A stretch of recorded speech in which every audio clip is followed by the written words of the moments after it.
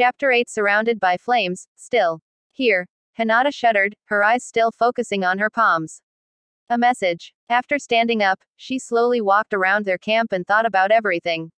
Her strange dream with the Hyuga house. The other strange dream with the dark-haired man. When she saw that Sasuke was marching back, she picked up her toothbrush and headed to the river. She brushed her teeth, washed her dirty hands, and filled her bottle with fresh water. Her glance fell into the stream of water.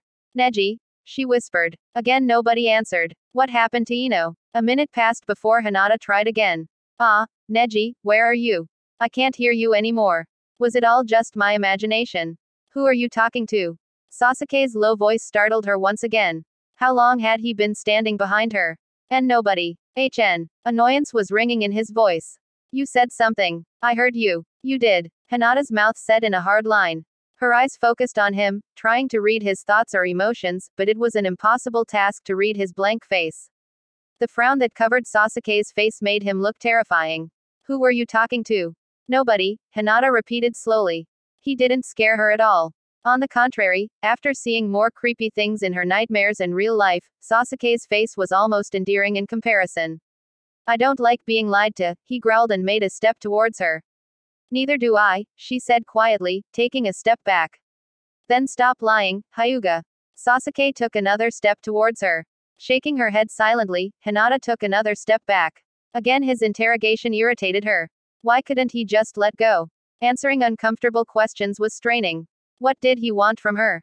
Consider working for Ibiki Morino, she thought and didn't notice that she had said it out loud.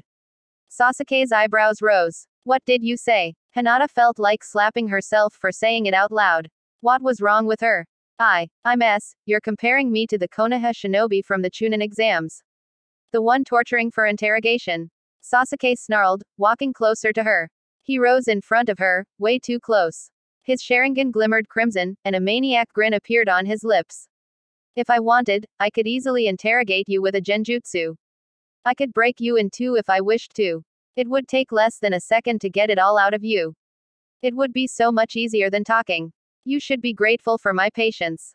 Patience. He didn't seem patient to Hinata. She looked up to him, knitting her eyebrows, a desperate attempt to appear confident. Why was he irritated so easily? Suddenly, he reminded her of her cousin when he was younger. It was exactly the same atmosphere. He seemed hurt, and his threats appeared as desperate attempts to gain respect. All of Sasuke's anger and irritation must have originated from some emotions deep inside of him. As Hinata thought about the facts she knew about Sasuke, her eyes started getting glossy. You really think crying helps? A frown covered his face, but the sound of his voice changed a little bit. Pull yourself together and just answer my damn question. I meant not crying. Nibbling on her lower lip, Hinata managed to hold back her tears. After breathing in and out, she succeeded. She wouldn't cry in front of him even if she felt sorry for him. Fortunately, he didn't know that, as it would probably have made him even angrier. So, who were you talking to? Sasuke repeated in a softer voice.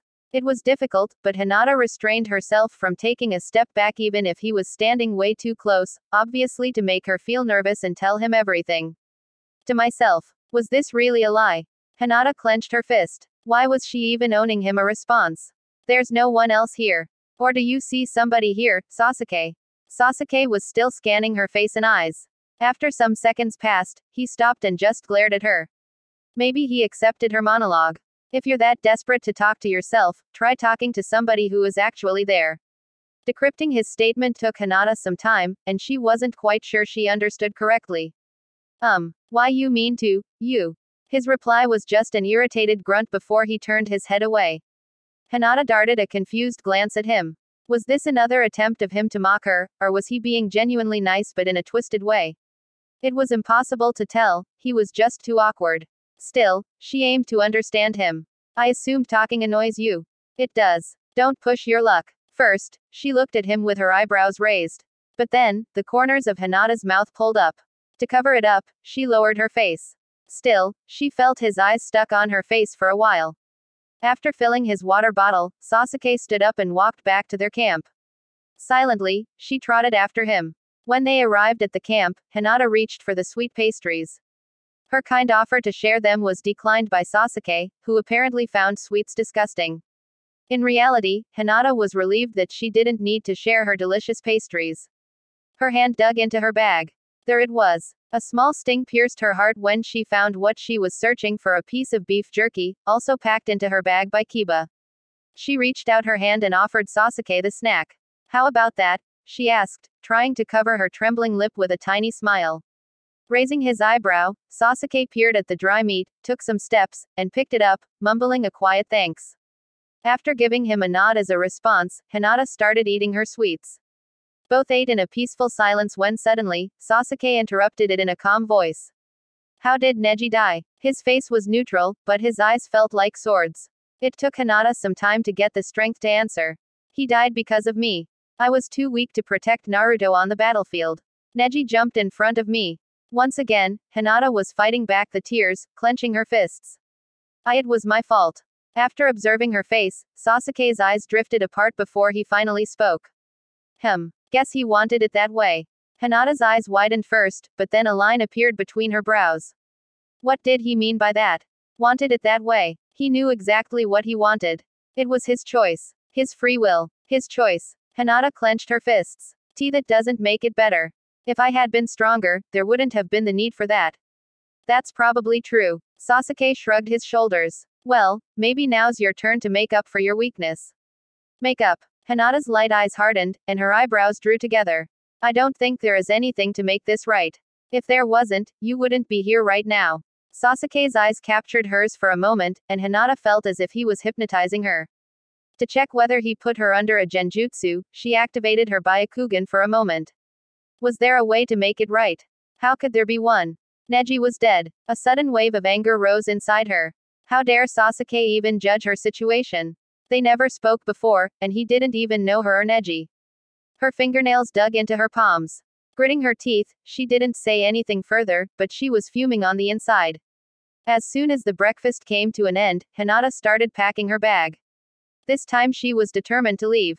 It made no sense for her to stay with Sasuke. Sooner or later, he would find out about her, which wouldn't end well for her. So, what's the plan? Sasuke asked, and her head turned to him. Plan. Hinata looked a little dazzled. I will go west and complete my mission. I'll join you. Some seconds passed as Hinata was searching for a clue on his face that he was joking again. But his face was blank and neutral. Excuse me. I'm going to join you, he repeated slowly. As part of my atonement. No, you can't. Hinata herself was surprised by her harsh tone. However, she couldn't keep staying within him. I have to complete it on my own. A sly smirk appeared on his face. Your mission would be already accomplished if I came along. I'll ask Kakashi. Hinata's mouth dropped. Ask the Hokage. Knowing this idea wouldn't end well for her, she started fidgeting slightly. There's no need for that. Why? His eyes narrowed. Again, she bowed before her shaking hand reached down for her bag. Because it's my mission. There's no point in you helping me. Thank you very much for your kind offer, but I need to leave now. I wish you all the best for your atonement trip. Goodbye, Sasuke. Sasuke was about to say something. However, this time, Hinata didn't turn around or wait for his reply. Instead, after strapping the bag to her back, Hinata just bolted. She ran further into the woods, passing similar-looking trees. As soon as Hinata didn't sense Sasuke's chakra signature in her Byakugan range, she dropped some pace. Finally, she was on her own again. Looking at the sky, she noticed that a storm was about to flare. The question was when and whether she would be able to get out of the line in time. Hinata knew she needed to find a safe place to hide away for a while. The Yamanaka scrolls were still in her bag, and there had not been an opportunity to study them. Hopefully, they would help her get some explanations on her condition. Once again, Hinata tried to calm down, but her tears were already streaming down her cheeks. Being with Sasuke had helped avoid her thoughts, but now it all pushed back again. All the guilt and the pain. She wished to go back in time and undo everything. Everything. Hinata ran, and the sky was becoming darker and darker. The storm would start soon. It looked like it was about to get huge. After running for a while, she finally found a place to persevere until the storm would pass by a small cave in a smaller mountain nearby. After pulling the scrolls out of her bag, Hinata started reading.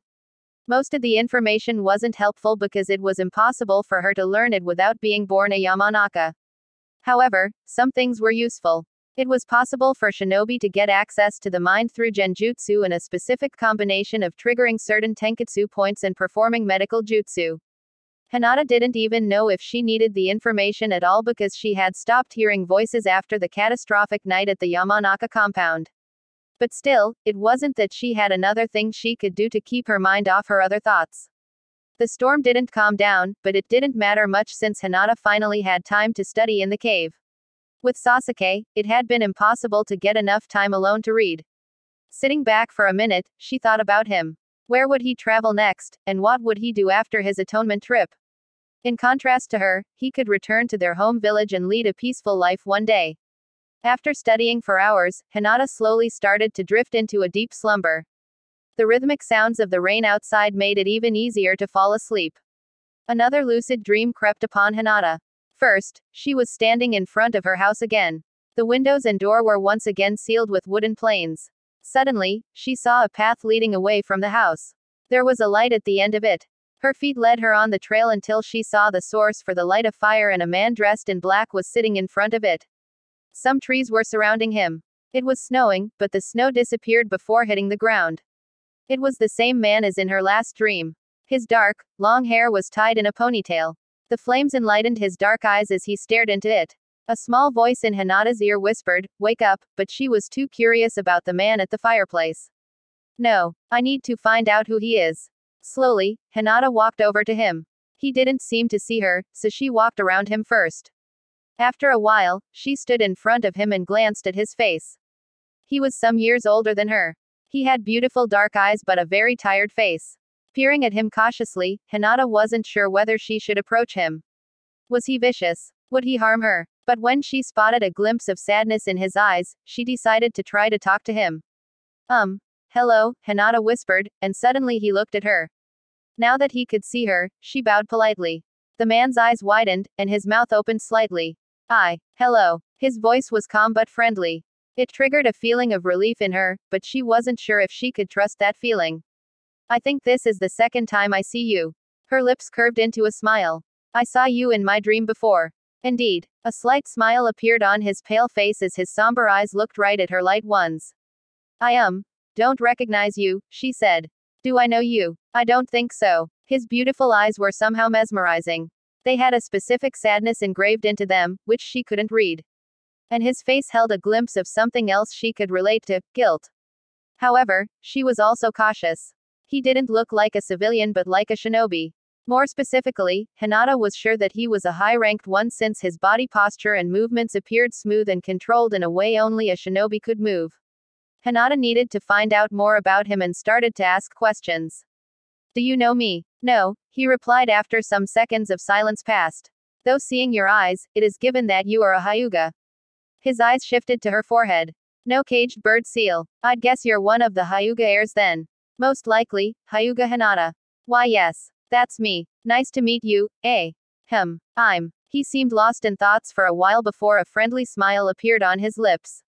"Call me Kan." "Alright." Smiling back, Hinata sat down facing him. The way he sat by the fire was almost elegant. She was sure that he was part of a clan since it reminded her of the body posture her family would show. Judging by his dark eyes, he was no Hyuga, though. Maybe somebody from the Nara clan. Hinata needed to get more details on that. "So, Kan, which family do you belong to?" Kan looked down on the ground for some seconds before answering. "I'd say don't belong to any family right now." "You don't?" She looked puzzled. Did that mean he was an orphan?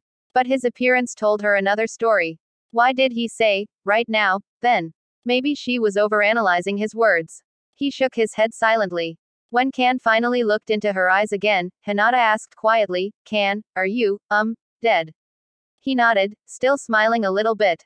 "Yes, I died." Hinata gulped. So he was dead, and she was seeing dead people in her dreams. "But why do I see you? Did we meet before?" "No, I believe we haven't met before." Kan stroked his chin. "At least, I do not remember meeting you. Do you know anyone I know?" Hinata tried to imagine who could know Kan. He knew she was a Hyuga, so it would probably be somebody from one of the bigger villages.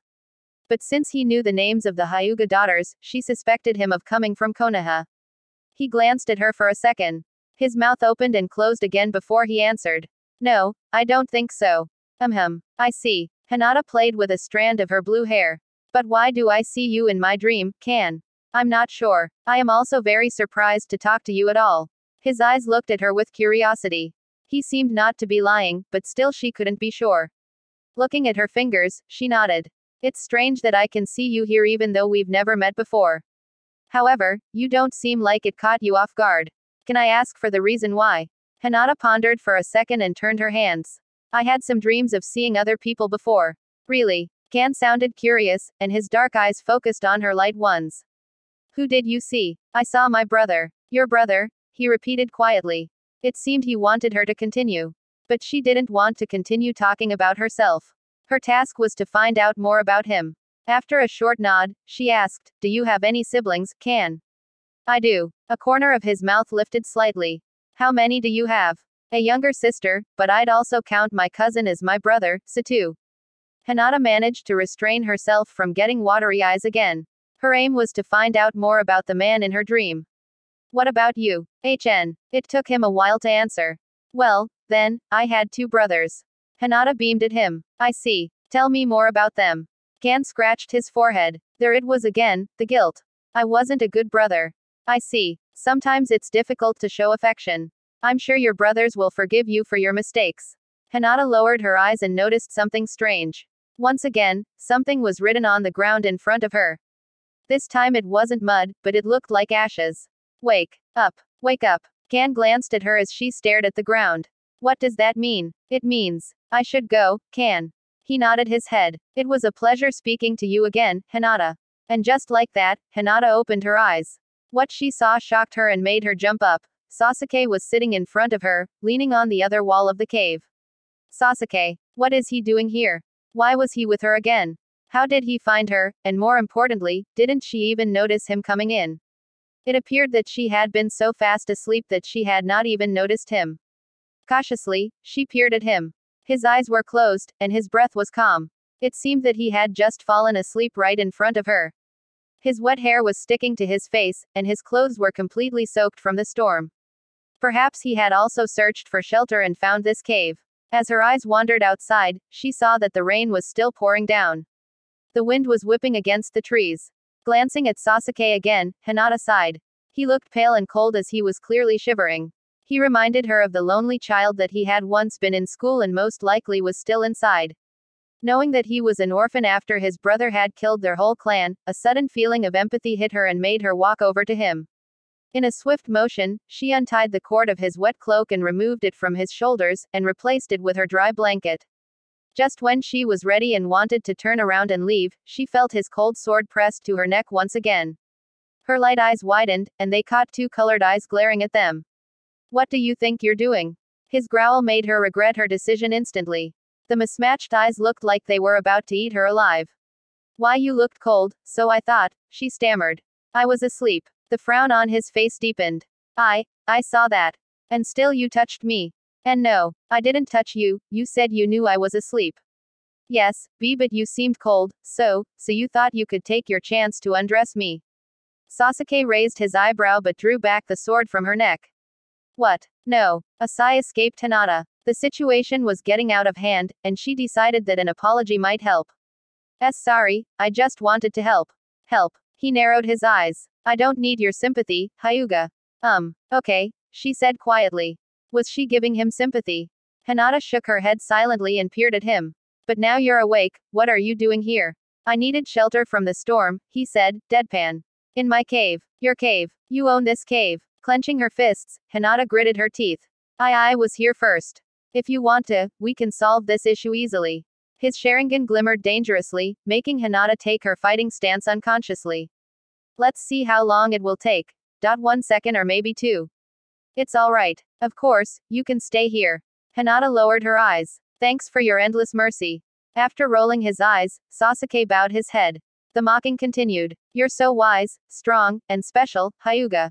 And your instincts are to die for. My instincts, she repeated, not understanding what he was trying to say. An exploding paper bomb next to you wouldn't wake you up.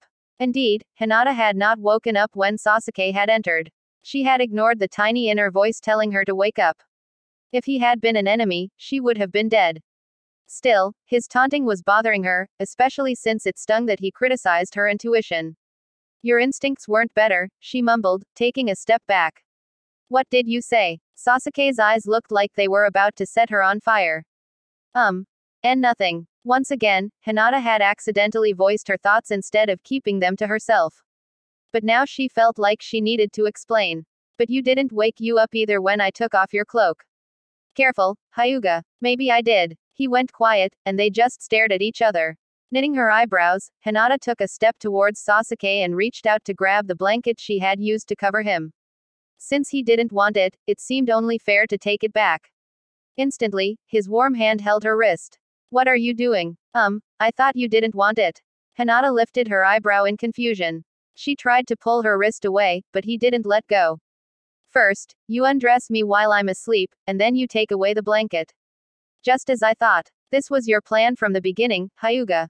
The corners of Sasuke's mouth turned into a smirk.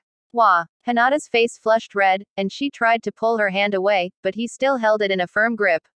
That's not true. What part? All of it. You didn't undress me. Your sea cloak was completely soaked. You were shivering. And you didn't want to take away the blanket. Why you said you didn't want my sympathy. Hinata's face grew even redder. He was blowing this all out of proportion. Again, she tried to reason. Sasuke, it was just the cloak, so you. Just the cloak. What else were you planning to take off? And nothing. I didn't plan anything, Hinata felt like fainting. His false accusations made her extremely nervous. This was not planned at all, and now she was treated like a total freak. She breathed in and out. Sasuke, I wouldn't touch you without asking. My answer would always be, no. Finally, his hand let go of her wrist. They stared at each other for some time. All right. She sighed and took some steps away from him. He was so difficult to deal with. It wasn't her intention to touch him at all, and she never understood why all the girls from her class were chasing after him. What was the appeal? You still haven't found your team. Sasuke's voice interrupted her thoughts once again. Hinata didn't look at him. We already met, and now I'm on my own again. Tired of the straining conversation with Sasuke, Hinata sat down in another corner as far away as possible from him. She leaned her back against the stone wall. Some time passed, and it got colder. Lighting a fire was out of the question, there wasn't enough ventilation in the cave. Shivering a little bit, she hugged herself and closed her eyes. Again, she started to doze off when she felt something moving next to her. Tearing her weary eyes open, she instantly activated her Byakugan only to see that Sasuke had sat down right next to her. She even felt his warmth as their arms pressed against each other. Wah! Her mouth fell open, and her eyes widened. Calm down. There's only one blanket. Hinata heard Sasuke's low voice in her ear. No touching, got it? Sure. Blinking slowly, she didn't move. After covering them with the blanket, Sasuke even leaned over her to tuck it in. Hinata's desperate attempt not to blush failed miserably, but fortunately he didn't comment on it. Giving him a sideways glance, she noticed that his eyes were closed. She sat there staring at the wall in front of her, afraid to breathe and way too stressed to fall asleep again. Suddenly he grumbled, breathe and sleep, damn it. It took her some time to get used to him sitting so close. The sound of his relaxed breathing calmed her down after a while, and she also started dozing off again. Her exhaustion won, after all. A tickle spread across Kiba's cheek. The tickle resembled the feeling of, she knows bugs. Immediately, Kiba woke up and opened his eyes. His eyelashes fluttered a little while he was trying to remember what happened. Shino. Hinata. Knocked out. Then, it suddenly came to him, and Kiba jerked his head up. What? Mornin', Inuzuka. A deep male voice greeted him. Feeling Akamaru's warm tongue licking his face, Kiba blinked slowly and looked around. He was lying in a bed in the hospital. The darkness around him, except for some light spots at the head of his bed, indicated that it was nighttime. At the right side of his bed, he spotted Shino lying in another hospital bed. Some bugs were running swiftly across his teammate's pale face. Genma, Kiba mumbled when he finally recognized the Jonin sitting at the end of his bed. Where are we? In Konoha. What happened? Kiba looked right into the Jonin's eyes. Well, Genma said after clearing his throat.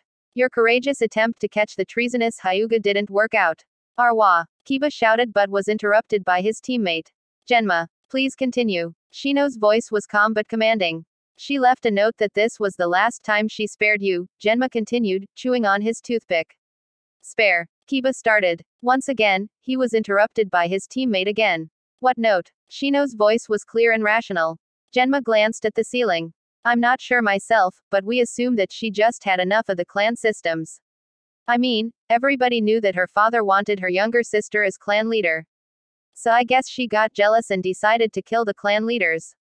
Started first with the poor Yamanaka. Don't worry, we'll find her soon enough. Kiba swallowed and looked at Shino, who was glaring at Genma through his dark sunglasses. Stroking the back of his neck, Genma sighed. Your clans will be happy that you returned without further harm. Is there a possibility to talk to the Hokage? Shino asked quietly. Sure, but first you need to get back on your feet. Genma gave them a nod and stood up. Since you're in danger, you'll be guarded by another Jonin at all times. We don't need your protection. Kiba growled through his teeth. We can take care of ourselves, and Hinata would. Thank you for your effort, Genma. Shino finished Kiba's sentence once again, and Kiba glared at him. Sure, no worries. I'm right outside your door if you need me. Genma grinned and walked out the door. Shino turned to his friend. Kiba, we need to act rationally. Kiba nodded his head hesitantly. Thinking before acting wasn't his strength, and he knew that. Some buzzing sounds were audible as the insects crawled over Shino's face once again. Furthermore, there is something else in here which you will be interested to learn. If Hinata knew that, it might change everything. It involves Ino. Wait. Kiba's eyes widened. What about Ino? Chapter 9 All your empty lies. The astonishing amount of body heat radiating from Sasuke was unexpected but could be linked to his element.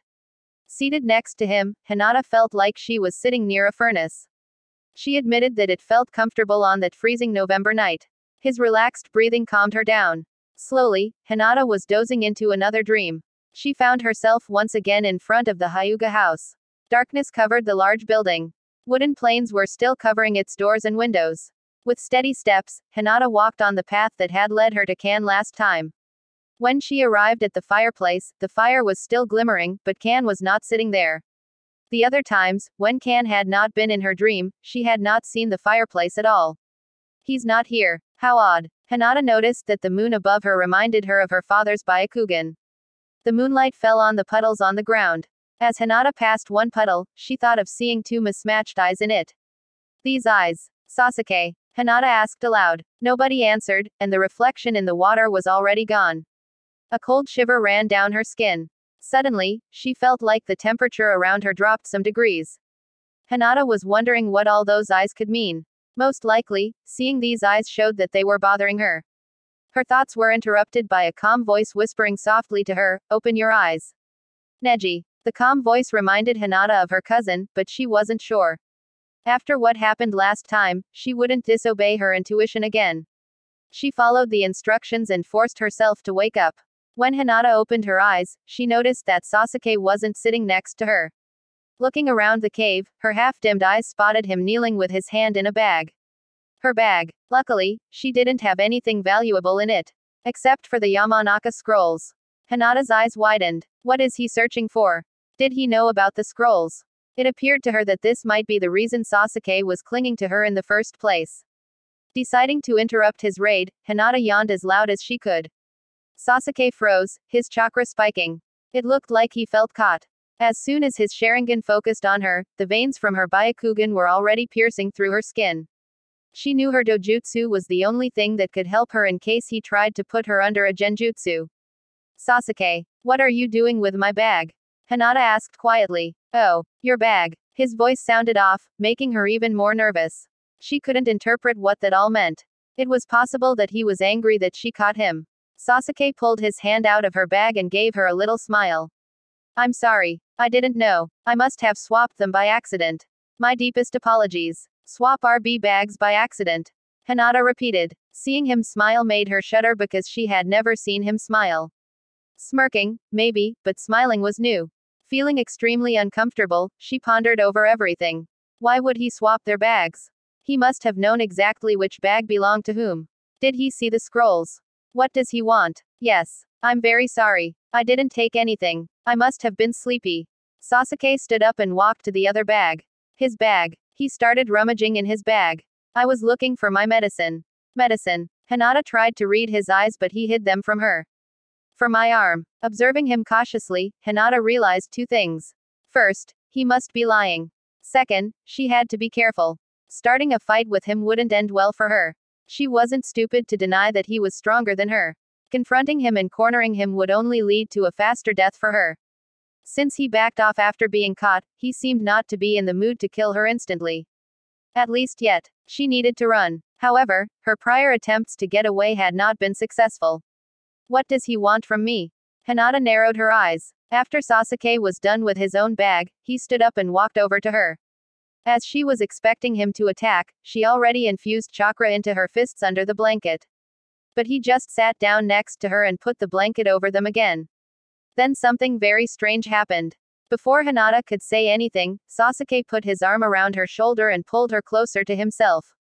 Sleep well, he said quietly and closed his eyes. The unexpected semi-hug caused Hinata's face to heat up. She asked herself what happened to his no-touching policy. The strangeness of this situation was almost tangible. Before, they were just sitting next to each other, but now, she had planned to run as soon as he fell asleep. Then, Hinata had dozed off herself. Now, with his arm around her shoulder, running away wouldn't be possible without him noticing her leaving. Some minutes passed. She couldn't sleep at all. Everything was extremely unsettling. Should she say something? Ah, Neji, if you were only here, you'd know what to do. How much Hinata wished to see and speak to her cousin again, at least in her dreams. But sleeping was out of the question with Sasuke's arm around her. As she glanced at him, she considered knocking him out with her gentle fists. The problem was his arm was squeezing her arm tightly, so she couldn't really move without the risk of waking him up. She needed 2 hits to knock him out, and she wasn't sure the second hit would be successful as soon as he noticed the first one. What should I do? So, the flushed-faced Hinata just sat there, unable to sleep a wink.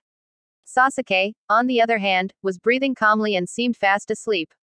First, he sat straight, but he slowly started to move even closer to her after falling asleep. As he snuggled into her side, his head sunk on her shoulder as if that was the most normal thing to do for 2 strangers. Hinata sighed silently. Every other shinobi would have just attacked Sasuke. He was vulnerable right now. One well-executed chakra-infused hit could have killed him, but Hinata couldn't do it. Her personality didn't allow it. Maybe this was one of the reasons her father refrained from considering her as clan head. She lacked ruthlessness. The following hours were extremely difficult for Hinata since she was still alarmed while Sasuke was dozing comfortably next to her. All her guilt and pain were circling in her thoughts. What should she do next? Her objectives were undefined. She didn't have any, and the thought of Ino's death didn't allow her to plan. Going back to a peaceful life was impossible. There was no way to atone for her sins. These depressing thoughts only resulted in numbness and emptiness inside of her. It doesn't really matter anymore. Nothing matters. Hinata cast a glance at Sasuke, who was still cuddled up to her. He almost looked innocent. She gulped. It reminded her of a safe home with a warm bed to snuggle into. Silently, Hinata shook her head, remembering that she didn't deserve any warmth. After reluctantly turning her head away from Sasuke, Hinata ground her teeth and thought about Neji. After the night at the Yamanaka house, she hasn't heard either him or the little Neji. I won't let you die. Neji had wanted her to live. Otherwise, his sacrifice would have been in vain. Giving up and dying wasn't an option. A frown appeared on Hinata's face, and she glanced at Sasuke. She needed to stay alert since he was completely unpredictable. Understanding his motives was impossible. It could lead to more problems. Hinata's next goal was to leave him as soon as possible.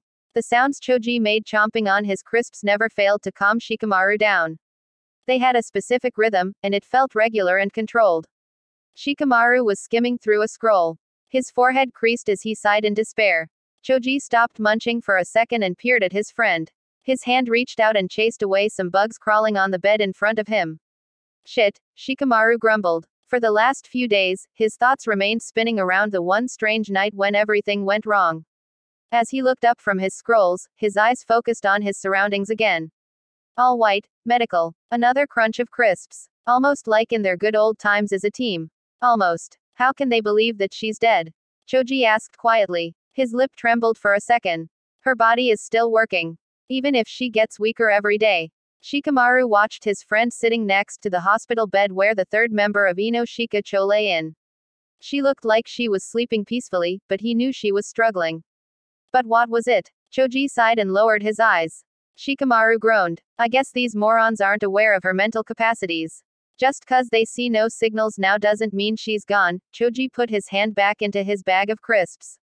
Yeah. Shikamaru closed his eyes for a few seconds. That one night was so fucking strange, I still can't understand what happened. We were too far away, there was no physical contact. No physical contact. But a nose-mind technique. Choji's gaze focused on the hospital bed. His large hand wandered forward until it reached the soft blonde head and patted it. There has to be a way. I found no protocol on a similar case. At least until now. Shikamaru sighed. Nothing. His best friend looked at him with glossy eyes. They say that it is only a matter of time until, I know. Grinding his teeth, Shikamaru's hands formed a circle to ponder about everything. What if Hinata knew that something like that might happen? Maybe she wanted to find out more about it. It might have been the reason for her breaking in. She said she needed the scrolls to survive. We know which scrolls are missing, but still, it's such a fucking drag. Choji's hand was reaching for some crisps again. Where do you think Hinata is? No idea, but there's no doubt that she's the key. Shikamaru leaned forward to the bed and his eyes focused on his blonde friend lying in front of him. Come on, Ino. We need you. Wake up. Walking side by side, Kiba and Shino were on their way to meet the Hokage. Akamaru was running around them as they were walking through the streets. Once in a while, a bug crawled over Shino's face. Shino leaned down and stroked Akamaru's head. Raising his eyebrow, Kiba observed him cautiously. Think before you speak. Shino's cold command made Kiba grind his teeth and huff. Yeah. Kiba rolled his eyes at his friend. You can talk, I'll try to keep my mouth shut. Shino stopped and glared at Kiba. Try. I will. Kiba grinned, and Akamaru yapped happily. When Akamaru ran over to him, he stroked with his hand through his hound's fur. Suddenly, he stopped and pulled his hand out of the fur and into his pocket. They watchin' us, don't they?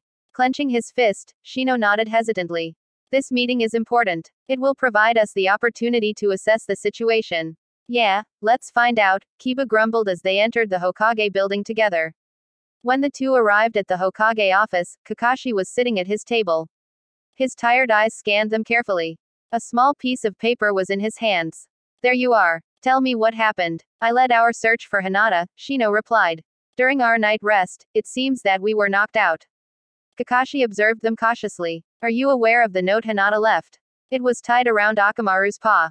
No. What was its content? Shino clenched his jaw. Kakashi pulled out a small piece of paper and handed it to Shino. After reading the note, Shino gave it to Kiba. Next time, I won't spare them. Kiba needed to force himself not to roll his eyes. The paper showed signs of water drops. For any other person, it would have looked like rain. Shino cleared his throat. Have you informed Naruto about this situation? Kakashi shook his head. We cannot include Naruto in this. It is a clan matter, and Naruto won't stay objective since he shares a bond with her. And if he gets involved in a feud with the clans, there would be no possibility for him to become Hokage. The clan leaders want to solve it internally. Yeah, sure. Kiba huffed, unable to keep quiet. But he could find her and bring her home. Shino slowly turned his head to his teammate, demanding Kiba to stay calm. Yes, Naruto could find her and bring her back to the village. But, a deep sigh escaped Kakashi. Konoha might not be the best place for her right now. The other clan leaders want their revenge. They are scared of other attacks from the Hyuga or even a clan war. The Hyuga clan is the most influential clan in Konoha. If an heiress can get away after attacking other clan leaders without fearing the consequences, it would result in a bloody war. The other clans might take it as an excuse for a revolution. Then why are they already declaring Ino dead? Kiba growled. Akamaru barked to support him. A dark shadow covered the Hokage's face. He stayed silent. Suddenly, Shino's calm voice interrupted the tense silence. Because they assume that she will die within the next few days. What? Kiba's eyes widened. There must be something we can do. I'm afraid not. Kakashi turned away to look out the window. All med nins tried their best, but there was no progress. They assume the level of damage is irreparable. Kiba and Shino lowered their heads. Listen. Kakashi looked at them. I know it's difficult, but some things, some events, change people. I've seen it myself. Hinata lost her cousin. Maybe it drove her into the darkness. A darkness she cannot escape that easily. Sometimes we cannot change a person who chose to walk a dark path. Ready to object, Kiba suddenly felt Shino's hand on his back. They exchanged a silent glance, and Kiba sighed. Shino nodded. What are the next steps? Kakashi laid his hands on his desk. For now, you are not included in the search. We fear your prior bonds could cause harm to you. I see. Shino bowed politely. Is there something else? No. You two are dismissed for now. I will give you further instructions as soon as we need you. The Hokage bowed his head slightly. After Kiba and Shino left the Hokage building, they went for a walk around the village. They sensed the Jonin who had been assigned to protect them. Kiba finally pulled a letter out of his pocket. From Hanabi. Shino looked up to the sky. Read it when you're home and destroy it. So is there a way to? Kiba's eyes were asking a question, and Shino knew what his friend wanted to say. There might be, but it won't be easy. Shino adjusted his dark glasses. Kiba's toothy grin was his reply. Exhaustion was not the only problem Hinata had in the morning. When Sasuke started to wake up, she threw him a sideways glance. He blinked. As soon as he noticed his arm around her, he instantly let go and jumped up. His eyes showed that he looked surprised. But why? He had been the one who had put his arm around her. Hinata observed him cautiously, waiting for him to comment on his strange behavior last night. I said no touching, Sasuke growled lowly, looking her straight into the eyes. Hinata's eyes widened. His reaction was not what she had expected. What do you mean? How did you sneak yourself into my arm? Sneak. Hinata opened and closed her mouth before answering, I don't understand. It was yo, don't play dumb. Again, you exploited that I was asleep. Hinata shook her head. That's not true. You're a good liar. His multicolored eyes pierced through hers. A frown covered Hinata's face. He must have turned completely insane. Sasuke, no touching. Annoyance rang in Sasuke's voice. He repeated it like she was a stupid child. Focusing on his eyes, Hinata couldn't believe how they didn't show a cue of him lying. Usually, she was good at reading eyes. The Hyuga were familiar with that after all. Usually, she could spot people lying or other emotions. But it seemed the Uchiha knew how to circumvent it.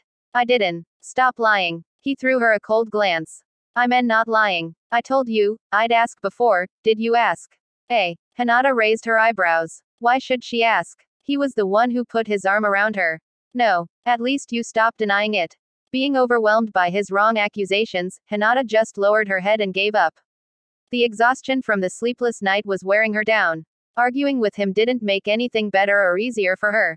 She remained silent. A slight smirk appeared on Sasuke's face. Exactly what I expected from you, Hyuga. Hinata stared at him, totally confused. What is he trying to achieve? Maybe he was somehow ashamed of his behavior and tried to cover it up. Silently, Hinata shook her head and sighed. Alright. Sasuke turned away, and Hinata knew she would need to leave as soon as possible. It wasn't that surprising that he was somehow strange. He had left to train with Orochimaru after all, amongst other very questionable life decisions. Hinata packed her things and got ready. No more talking. She needed to leave. The rain finally stopped, and a gray sky greeted them after the stormy night. Sasuke and Hinata ate something in awkward silence. She was just waiting for the perfect opportunity to leave. After their breakfast, Sasuke was standing at the entrance of the cave. His back was facing her. The storm is over. I will now continue my mission.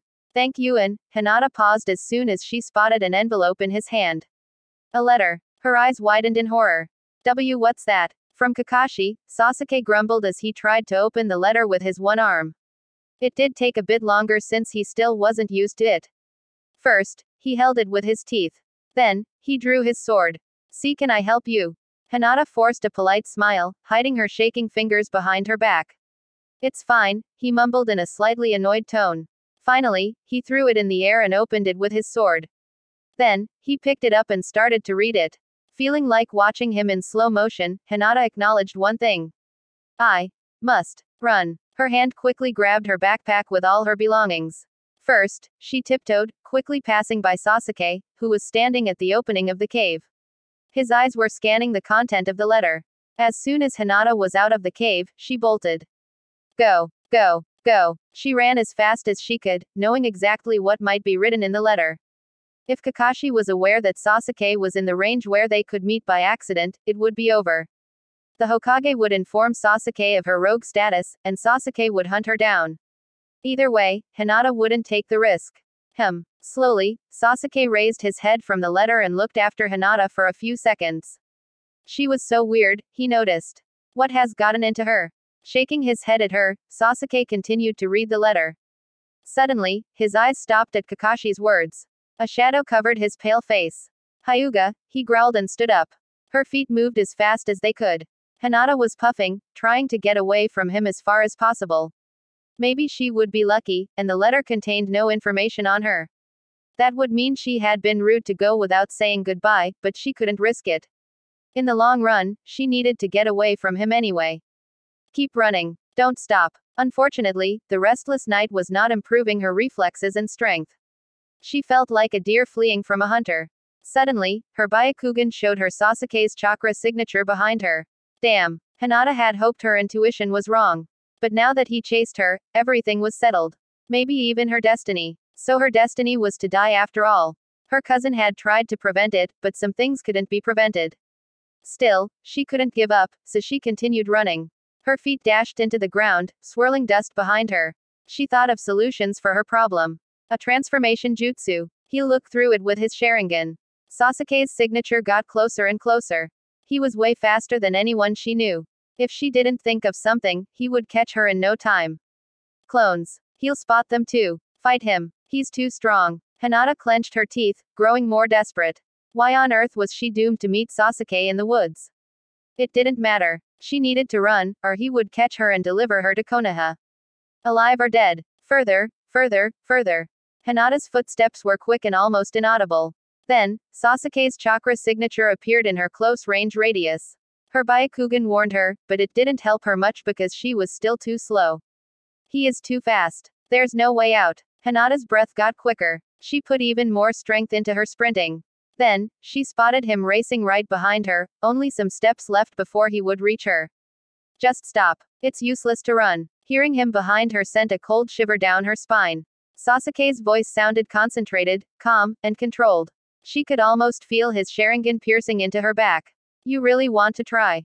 Hinata wanted to try. However, taking a sharp turn right didn't help her either. Now, Sasuke got even closer. Only some steps left before he got her. She jumped up to reach a tree. It was too late since she was already falling on the ground, feeling his weight on her back. A sloshing sound followed. She fell. Her hands felt the cold wet soil beneath her. Hinata was lying flat on her stomach. Sasuke was sitting on her bottom. It's over, he snarled at her. Hinata closed her eyes and nodded. All would be over soon, she felt it in her bones. Chapter 10 The light that leads me home. The mud underneath Hinata was almost liquid after the massive rainfall.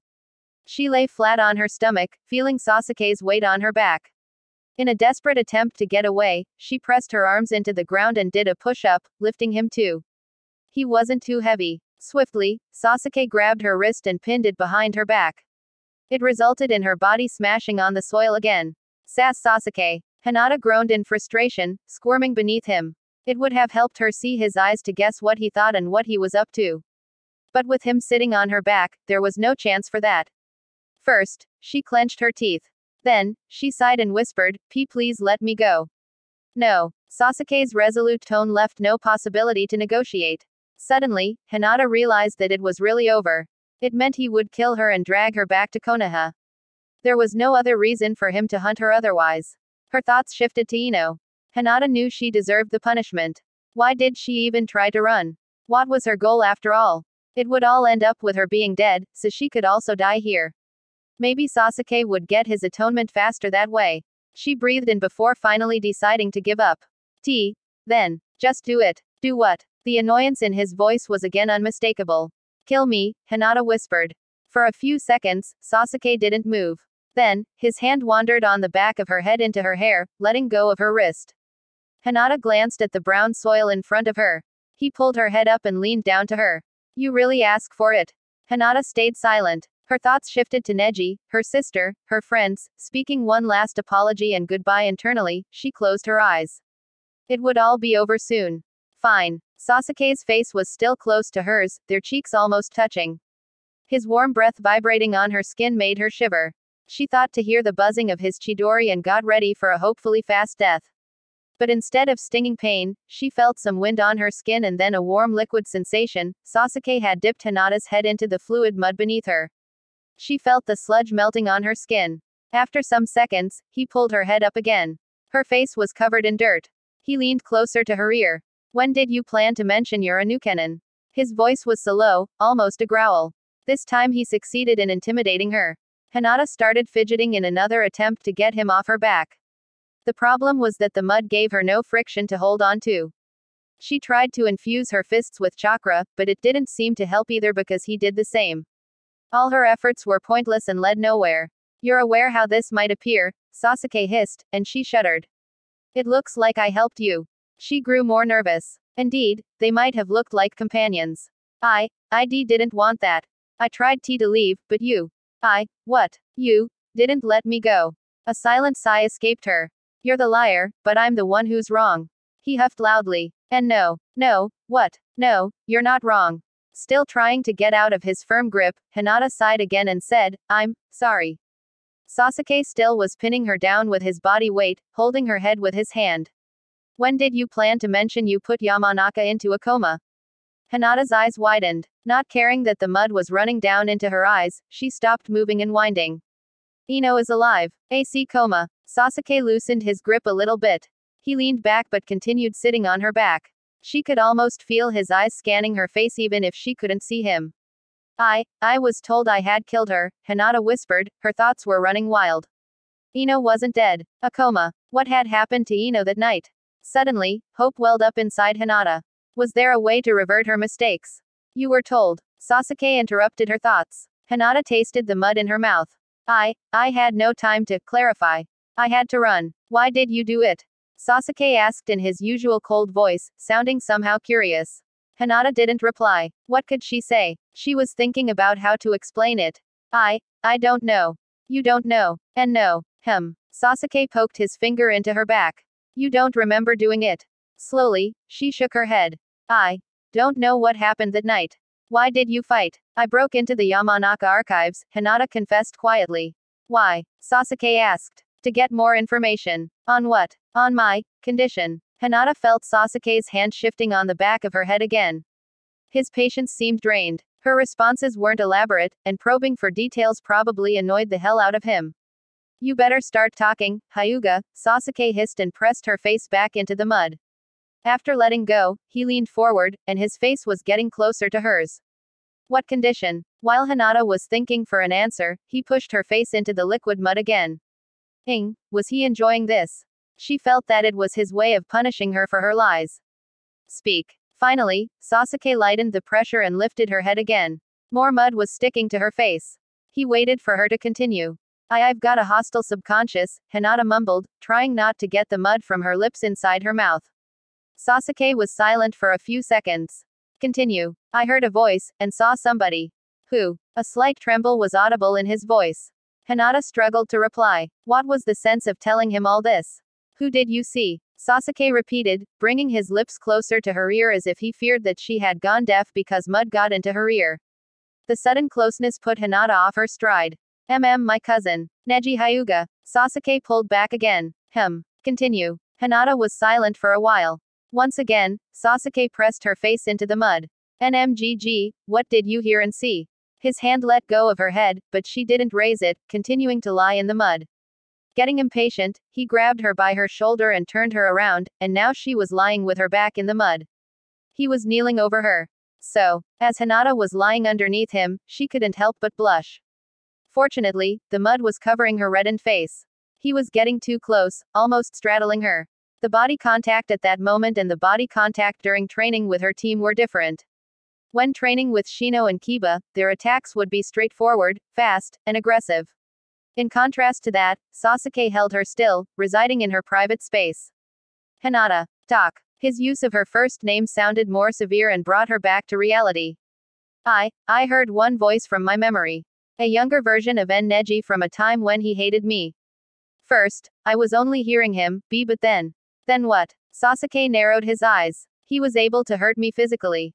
I had to go into the Yamanaka archives because I needed to find a solution for that. Otherwise, IW would die anyway. Sasuke was silent for some time. His eyes were carefully scanning her face, Sharingan glimmering dangerously. Your neck. She nodded. Her thoughts swiftly shifted to the night when the little Neji was sitting on her. Fine. You went to the Yamanaka archives. What happened then? I don't remember everything. Sasuke rolled his eyes in annoyance. What do you remember? I was fighting the guards. She thought of the night how the guards had closed in on her. I remember getting knocked out, and that's when it got dark. When I woke up, I was in my bedroom, covered in blood. Instantly, she felt tears rising up into her eyes again. The situation didn't allow any signs of weakness, but she struggled. It was too much at that moment. Sasuke sitting on her, interrogating her, the memories of the night. Suddenly, Sasuke let go and stood up. Hinata was still lying on her back in the mud. What now? The uncertainty of the situation made her freeze for some seconds before she rearranged her thoughts again. She had to leave again. Right now, he didn't seem eager to kill her. Right now, if Neji is terrorizing you, why did you call for him the other day? Sasuke's voice was calm, but she sensed that he was suspicious. Sighing, Hinata put her hands onto the ground to sit up. Because I heard two Nejis. The young one is vicious and the other one is the real Neji. The real Neji. He's dead. Sasuke lifted one eyebrow. Why would you think that? I just know. Hinata lowered her eyes. But after that night, I stopped hearing him. Maybe you're just crazy. Surprisingly, he didn't sound mocking but calm and rational. Maybe. Hinata agreed. HMPF. A silence followed. After some minutes had passed, a realization hit Hinata. I have to go back to the village. Sasuke raised his eyebrow. To Konoha. That's stupid. Everybody is searching for you. Hinata clenched her fists. Even without knowing what had happened. There must have been a reason why she hadn't heard both Nejis after that night. I know. But I have to try. Try what? I'm not sure. But I've got to see Ino. Maybe I can do something. Hinata tried to get up, but Sasuke suddenly raised his leg and softly pushed her into the mud again. She lost her balance and fell down. The mud once again cushioned her fall as Hinata landed on her butt. Now she was completely covered in mud. Why do you keep doing this? You seem to like the mud. It eased your tongue too. A smirk covered Sasuke's face. As I said, you enjoy being filthy. Scowling at him, Hinata stood up and reached for her bag. She needed to go back to Konoha. Maybe there was a way to wake Ino up. As soon as Hinata was ready, she threw Sasuke a glance. If he had wanted to kill her, he would have done it. Did it mean he would let her go? It was her chance to leave. I'm very sorry for everything. It was wrong to drag you into this. It just happened. I better leave now. Quote. Hinata took some steps, feeling his glare on her. Goodbye. She bowed. I will take you to Konoha, Sasuke suddenly stated. She turned around. What? You really want to run? It will take days. We can fly on my summon. After opening and closing her mouth in surprise, Hinata finally found the strength to speak up. But. Why would you do that? Don't make me regret it. Okay. A silence followed, and Hinata smiled brightly. That would be great. Thank you so much, Sasuke. It's Gennaro. He shook his head. You owe me. I risk a lot by smuggling a criminal into Konoha. Don't dare to say I was involved in your crimes. Lots of people wait for me to screw up. And that favor will cost you something. Her smile vanished. My Byakugan. A vein appeared on Sasuke's forehead. What the fuck should I do with that? Hinata knew that lots of people wanted her dojutsu. She has been taught to be careful what to trade and promise. Your eyes are inferior to mine. Sasuke hissed, glowering at her. Alright. Hinata lowered her eyes to escape an argument about different dojutsu. You think I would try to get your useless eyes? His irritation was audible. He took a step towards her and reached out his hand up to her eye level. If I wanted them, I could just take them. Hinata took a step back. I'm sorry. It's just, what? Sasuke snarled. He looked like he could just unplug her eyes for the sake of it. The situation was awkward. Was he offended that she thought he would consider it? I don't possess anything else. Her meek voice was almost inaudible. He stopped in his tracks and lowered his hand again. There will be something. Hinata blinked slowly, biting her lip. Not your eyes. He rolled his eyes at her. Well then, sure. She nodded eagerly. It was a deal, and she would have done anything to get back to try to fix her mistake. Sasuke glared at her. You said you stole the Yamanaka scrolls. Why yes. Was there something useful in it? I had no time to study all of it. Most things weren't useful. I want to give the scrolls back. I shouldn't have taken them in the first place. Hinata looked down to hide her glossy eyes. I should have asked Ino for help. But I was afraid, and stupid. He nodded. I'll help you read through them. She eyed him carefully, thinking of the night he was holding her bag. You knew about them, didn't you? She mumbled. He raised his eyebrows at her.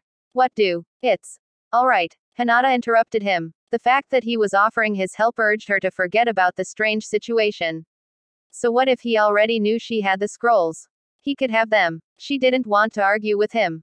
Let's study them together and take notes. I don't need to take notes. His red eye glimmered. I've got a photographic memory. Well, I don't. See. Why would I want such eyes? An evil smirk appeared on his lips. She scowled. His arrogance was bothering her, especially since he had offended her dojutsu multiple times.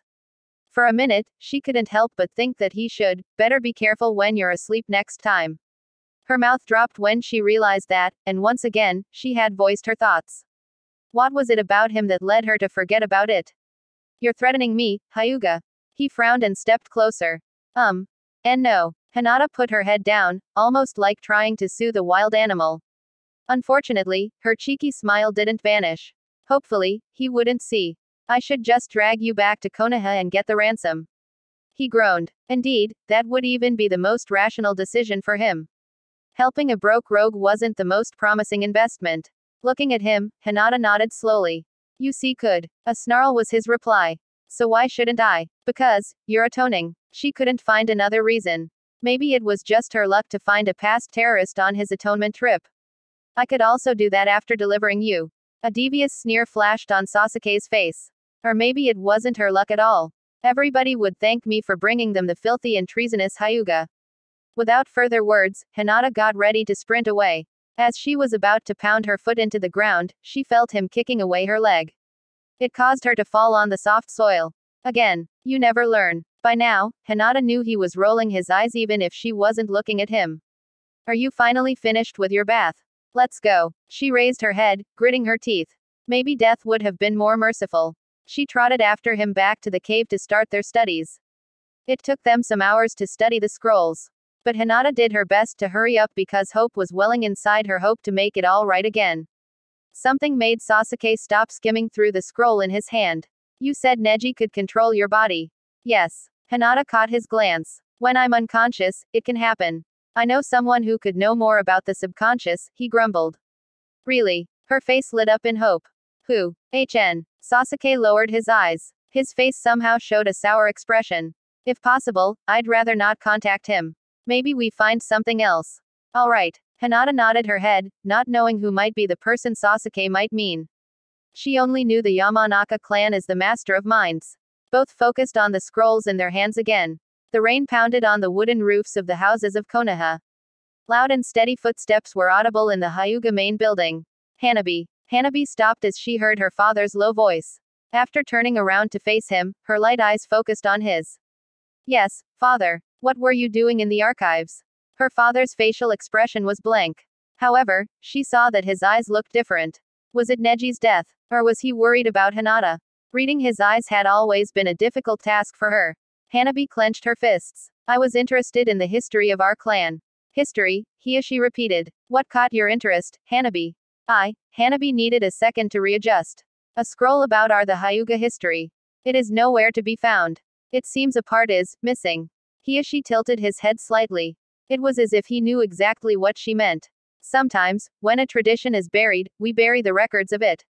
But you do not need to worry because it does not no longer concern your generation. A long silence surrounded the two as they continued to look at each other. Her father wouldn't elaborate, she knew it. There was nothing she could do. Did you speak to her prior comrades? Hiyoshi's eyes shifted to the side for a minute. First, Hanabi didn't want to tell him, but then she figured she wanted to see his reaction. Hinata heard Neji speaking to her. Impossible. A dark shadow covered Hiyoshi's eyes. That can only mean that she turned insane.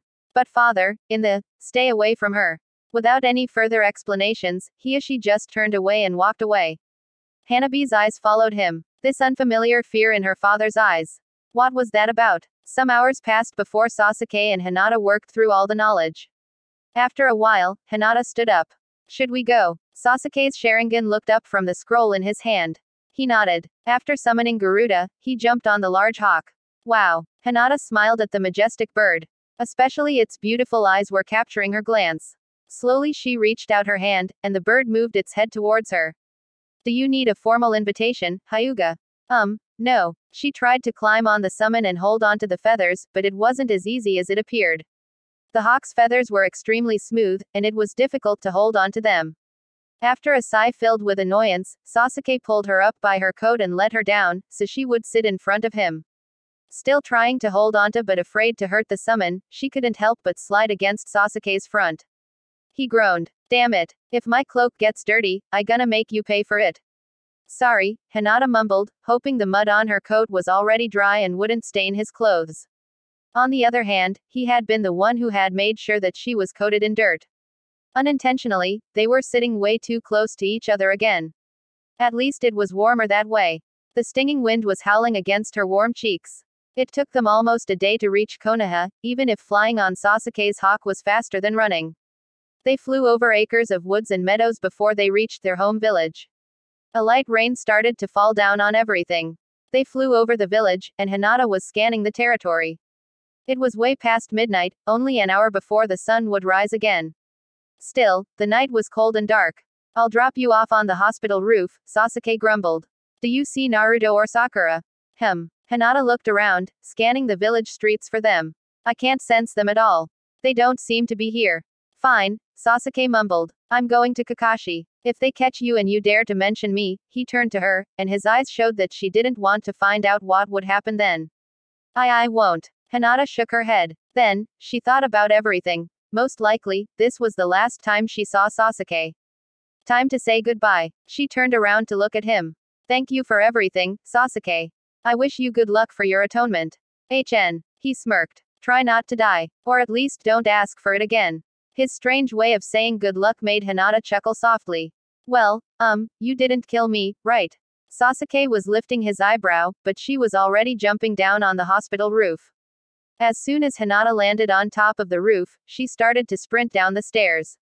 Then, down the hallways. Her Byakugan was scanning for a nose chakra signature.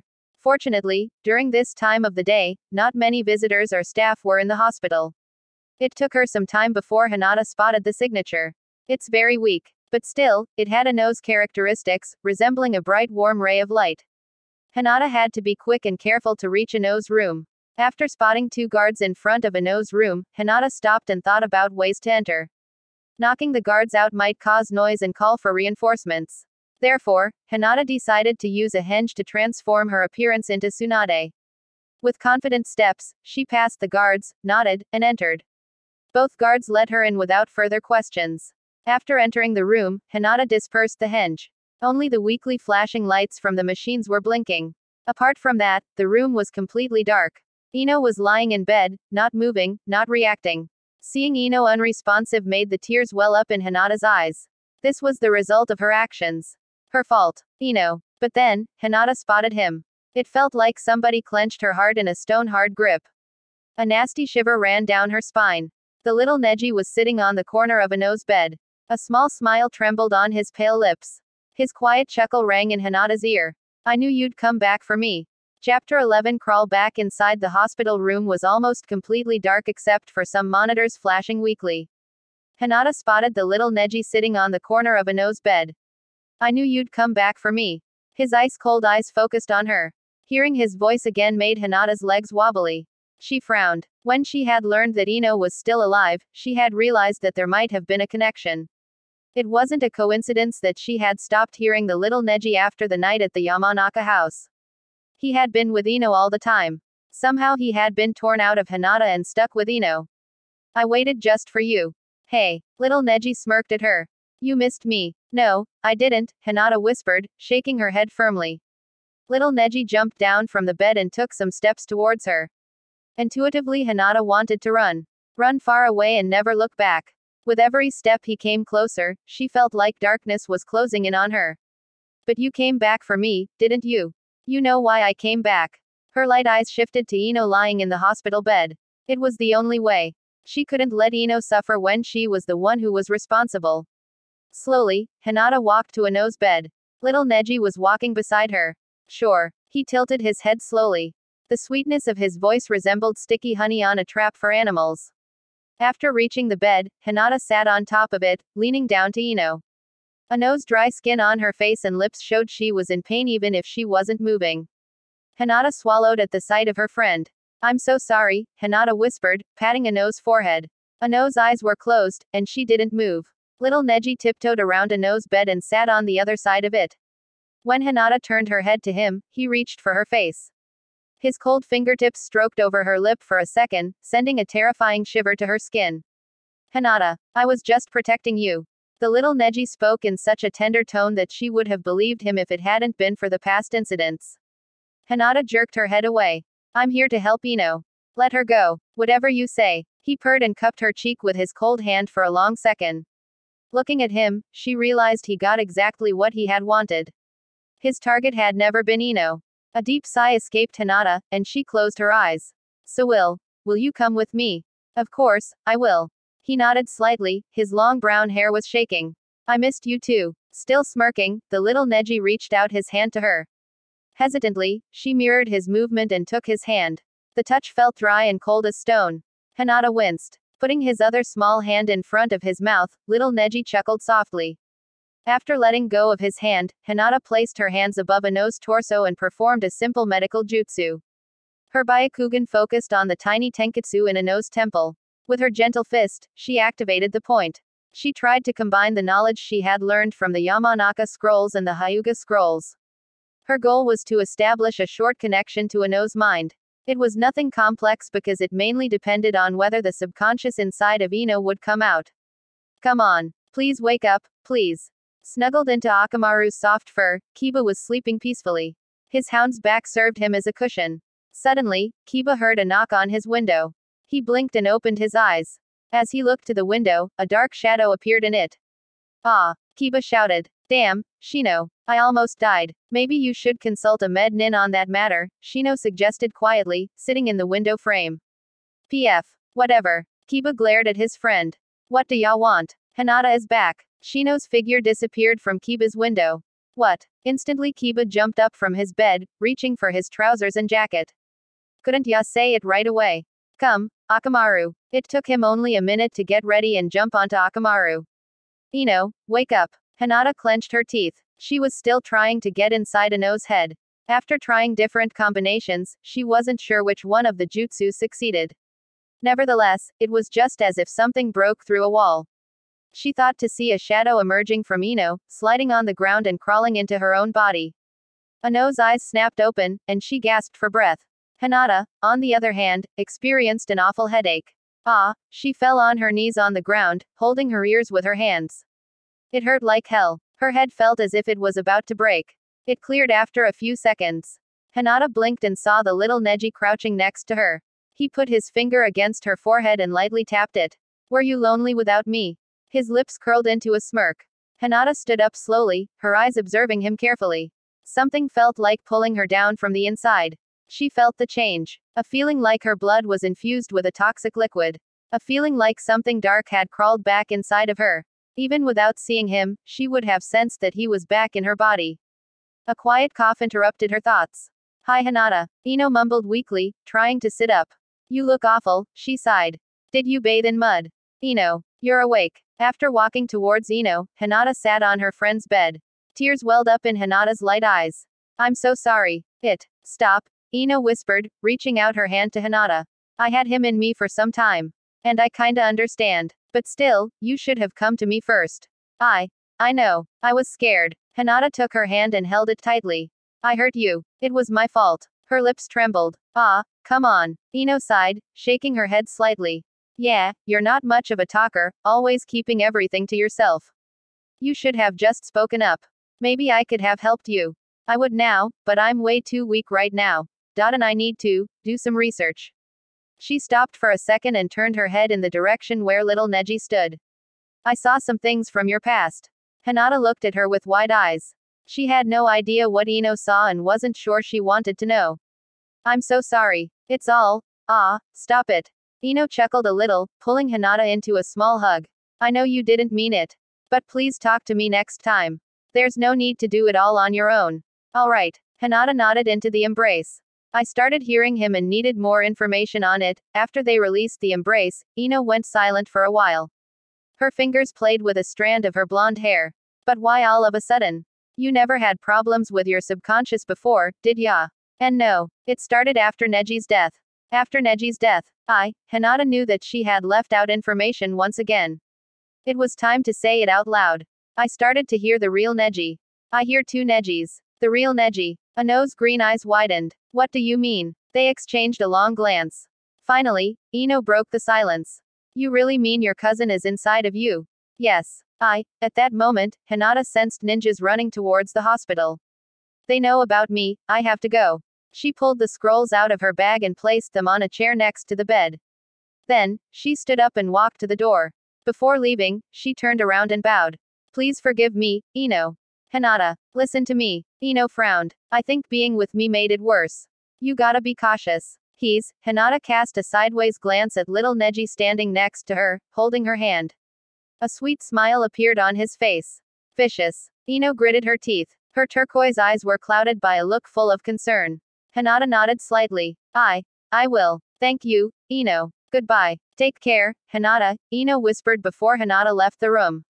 The lights in the Hokage office were shining under the door frame as Sasuke walked in. Sitting behind his desk, Kakashi lifted his head to look at his unexpected guest. A small smile flashed through his mask when he saw Sasuke. Already back? Kakashi asked. Gonna be a short visit, Sasuke replied. Only a short visit. I see. The Hokage observed his former student with a certain kind of curiosity. Why's that? Got my letter. Did you meet her? No. I see. Kakashi cocked his head. Then why is there a long blue hair on your cloak? Sasuke lowered his head to inspect his cloak, and only then he realized that his sensei wasn't stupid. A test. He had fallen for it. A tiny smirk flashed on Sasuke's lips. It looks like you've already changed, Sasuke. Seems that the atonement trip affects you. Shaking his head, Kakashi smiled through his mask. And I didn't even have to mention the mud imprint on your cloak that resembles a butt. He was interrupted by an Anbu appearing by his side. Lord Hokage, it appears that Hinata Hyuga is at the Konoha hospital. The masked shinobi reported. At the hospital, the Hokage stood up from his chair. What does she want? Does she try to finish Ino? No, I don't think so. Lady Yamanaka woke up from her coma. The scrolls are back, too. The target ran away and is hiding. I'll send out 4 Anbu to try to eliminate the target right now. She woke up. Kakashi's eyes shifted to Sasuke for a second. 2 Anbu should be enough. Only 2. The Anbu queried. 4 Anbu for one small heiress. Kakashi lifted his eyebrow. Very well. 2 it is. The Anbu agent looked at the Hokage, waiting for other instructions. A sigh escaped Kakashi. You can go home for today. The Anbu bowed and disappeared. After sitting down in his chair again, Kakashi's eyes focused on Sasuke again. Interesting. What do you think about it? I gotta go. Huh. Kakashi folded his hands. A really short visit. I'll wait for your status update.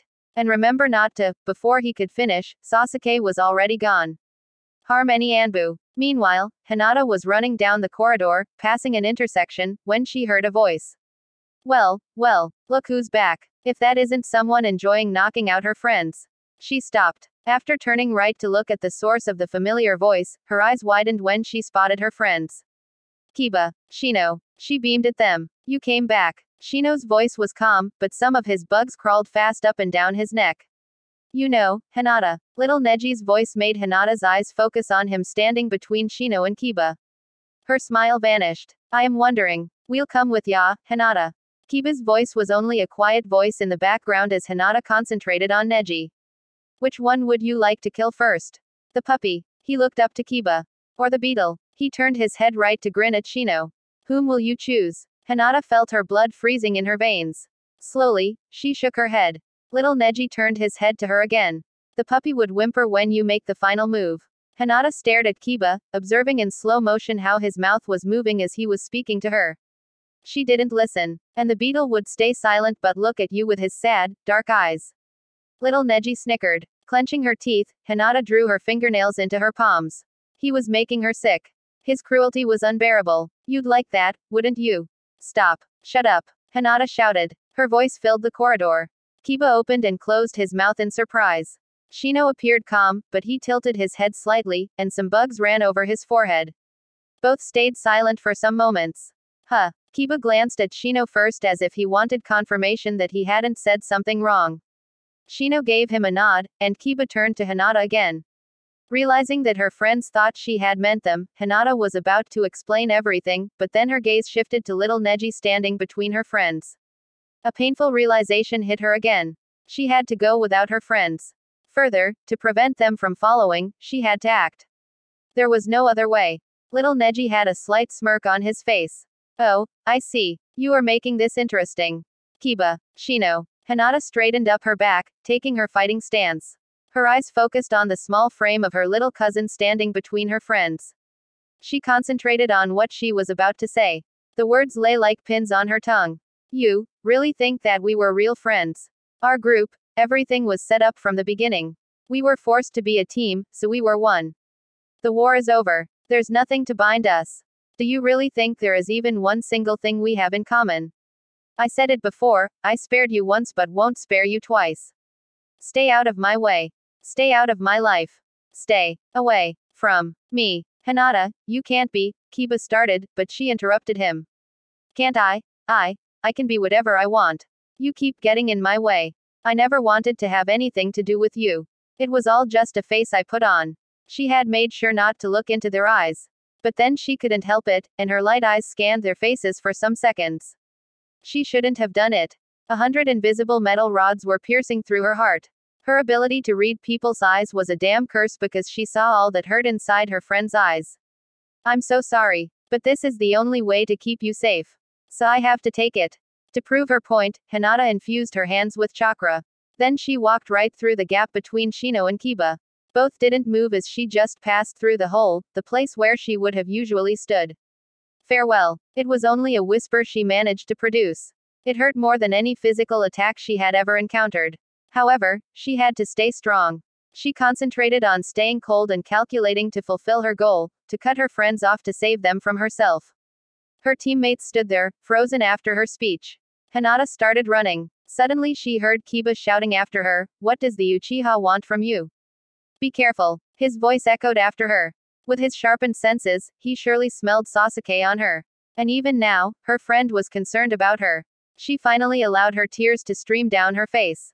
This terrible pain inside her heart, why couldn't she just switch it off? She cast a sideways glance at the little Neji running beside her. Hey, maybe I was wrong. His voice resembled a soft whisper, but it made her shudder. You did change. Her eyes widened when she heard it. On her way down the hallways, she couldn't stop thinking about little Neji's words. She had wanted to change all her life to prove that she wasn't what everybody thought of her. Now, she wasn't sure anymore if this had been what she had wanted. Am I changing? The rain cleaned the roofs of the village. First, the raindrops had been tiny and light, but then they transformed into thick and heavy pearls. Hinata stood on the hospital roof, looking down at her village, the place which had been her home for years. Her tears were washed away by the rain. Again, she would need to run. Seeing the Anbu coming closer, she assessed which way would be the best way to escape. Today was a great day. Little Neji chuckled, standing next to her. Finally, we're together again. He sounded overjoyed. Hinata remained silent, trying to tune out his voice. She didn't want to engage with him. Suddenly, she heard a familiar low voice behind her. Disc. Getting emotional again. It was almost possible to hear Sasuke smirking. Hinata lowered her eyes as the rain fell on her dirty cheeks. I miss my home. Little Neji growled. What does he want from you? Then, why not stay? She's awake, and you gave the scrolls back, Sasuke said. I can't. I don't trust myself around the people I love. Hinata turned her head to look at Sasuke. I don't want to repeat my mistakes.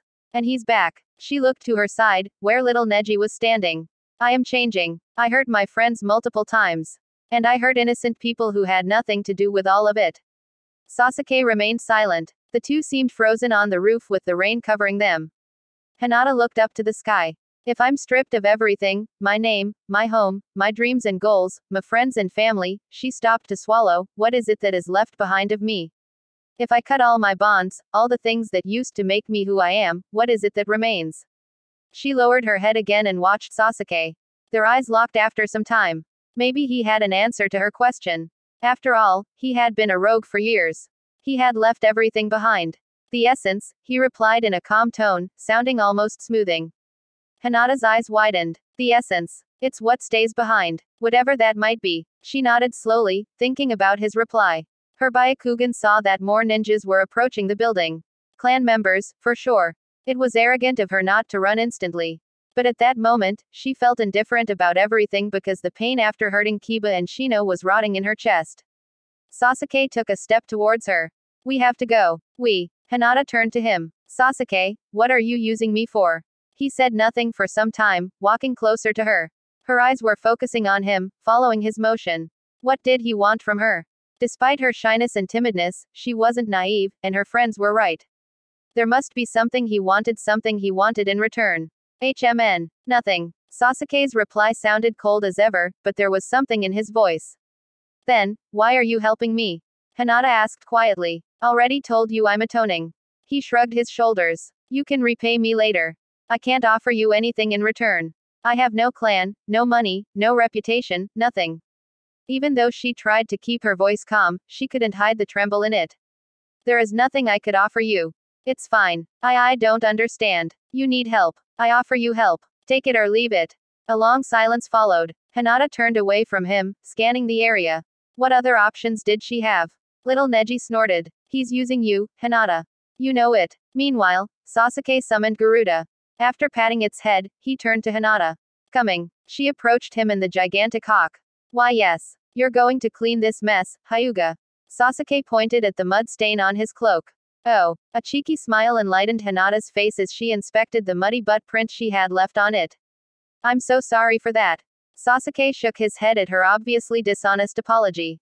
It made Hinata's smile even brighter. At least she had found one silly thing that made her feel a little better. Kiba and Shino would have liked that too. When that thought crossed her mind, Hinata's smile disappeared. She sighed deeply. Again, Sasuke had to help Hinata get on Garuda and put her in front of him. This time she gave up trying to hold on to the feathers. Her body just felt too heavy and tired, so she slid against Sasuke. Luckily, he didn't say anything about it. After they ascended into the sky, they flew in silence. He leaned to one side. His eyes focused on her face. Crying again. Hinata closed her eyes and breathed out. It's raining, Sasuke. He saw her trembling lip but didn't comment on it. Garuda continued to fly through the sky. There might be a place where we can find out more about the subconscious, Sasuke noted. What place? Orochimaru had several labs. There should be one where we might find the information you need. Hinata nodded. I see. That makes sense. After half an hour, Sasuke noticed that Hinata had fallen asleep. Her body was gradually shifting to the front. He rolled his eyes and pulled her back. Now, she leaned against him with her cheek on his chest. He coughed, not knowing how to behave. Should he wake her up? Hey, Hinata, he whispered. Her eyes stayed closed as she mumbled, Hanabi, just 5 more minutes, please. She snuggled her face into Sasuke's chest.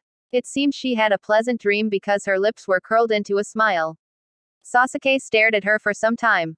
He sighed. Maybe he had changed, as Kakashi had noted, because it wasn't bothering him as much as he assumed it would. Swiftly, Sasuke readjusted Hinata's body so she would lie more comfortably. His arm was holding her to fix her posture. They flew like that for an hour. As she began to wake up, she blinked drowsily, then peered at Sasuke. Her face suddenly showed a terrified and disgusted expression. Sasuke frowned when he saw her reaction. Relax, it was just so you don't fall off the, he started, but then he saw her hands jerking towards him. Damned bastard. Hinata growled, starting to attack him with her gentle palms. Chapter 12 Your vanity is gone. Hinata's gentle fists flew towards Sasuke. He tried to put some distance between them, but since they were both on the hawk, it was tricky. In the end, both fell off the summon, each landing on a tree. What the fuck is wrong with, Sasuke started after jumping down to the ground. A frown appeared on his face as realization hit him. Neji Hyuga. Ah, so you know about it. Hinata crossed her fingers for a henge. Her body transformed into Neji's body. What are you doing with Hinata? Sasuke rolled his eyes. Disc. What do you think your transformation will bring you? Neji's long brown hair was swirling in the wind. He glared at Sasuke. I couldn't stand the way you looked at me before. How I looked at you. A sneer distorted Sasuke's face. I look at you however the fuck I want. Clenching his fists, Neji pressed his teeth together. Enough. Answer my question. What do you want from Hinata? Sasuke frowned. What do you mean? I mean the way you dared to hold her. After stomping his foot on the ground, Neji took his fighting stance. Come close to her again and I swear I will end you. Try me. Sasuke's Sharingan glimmered. Let's see how long you can last.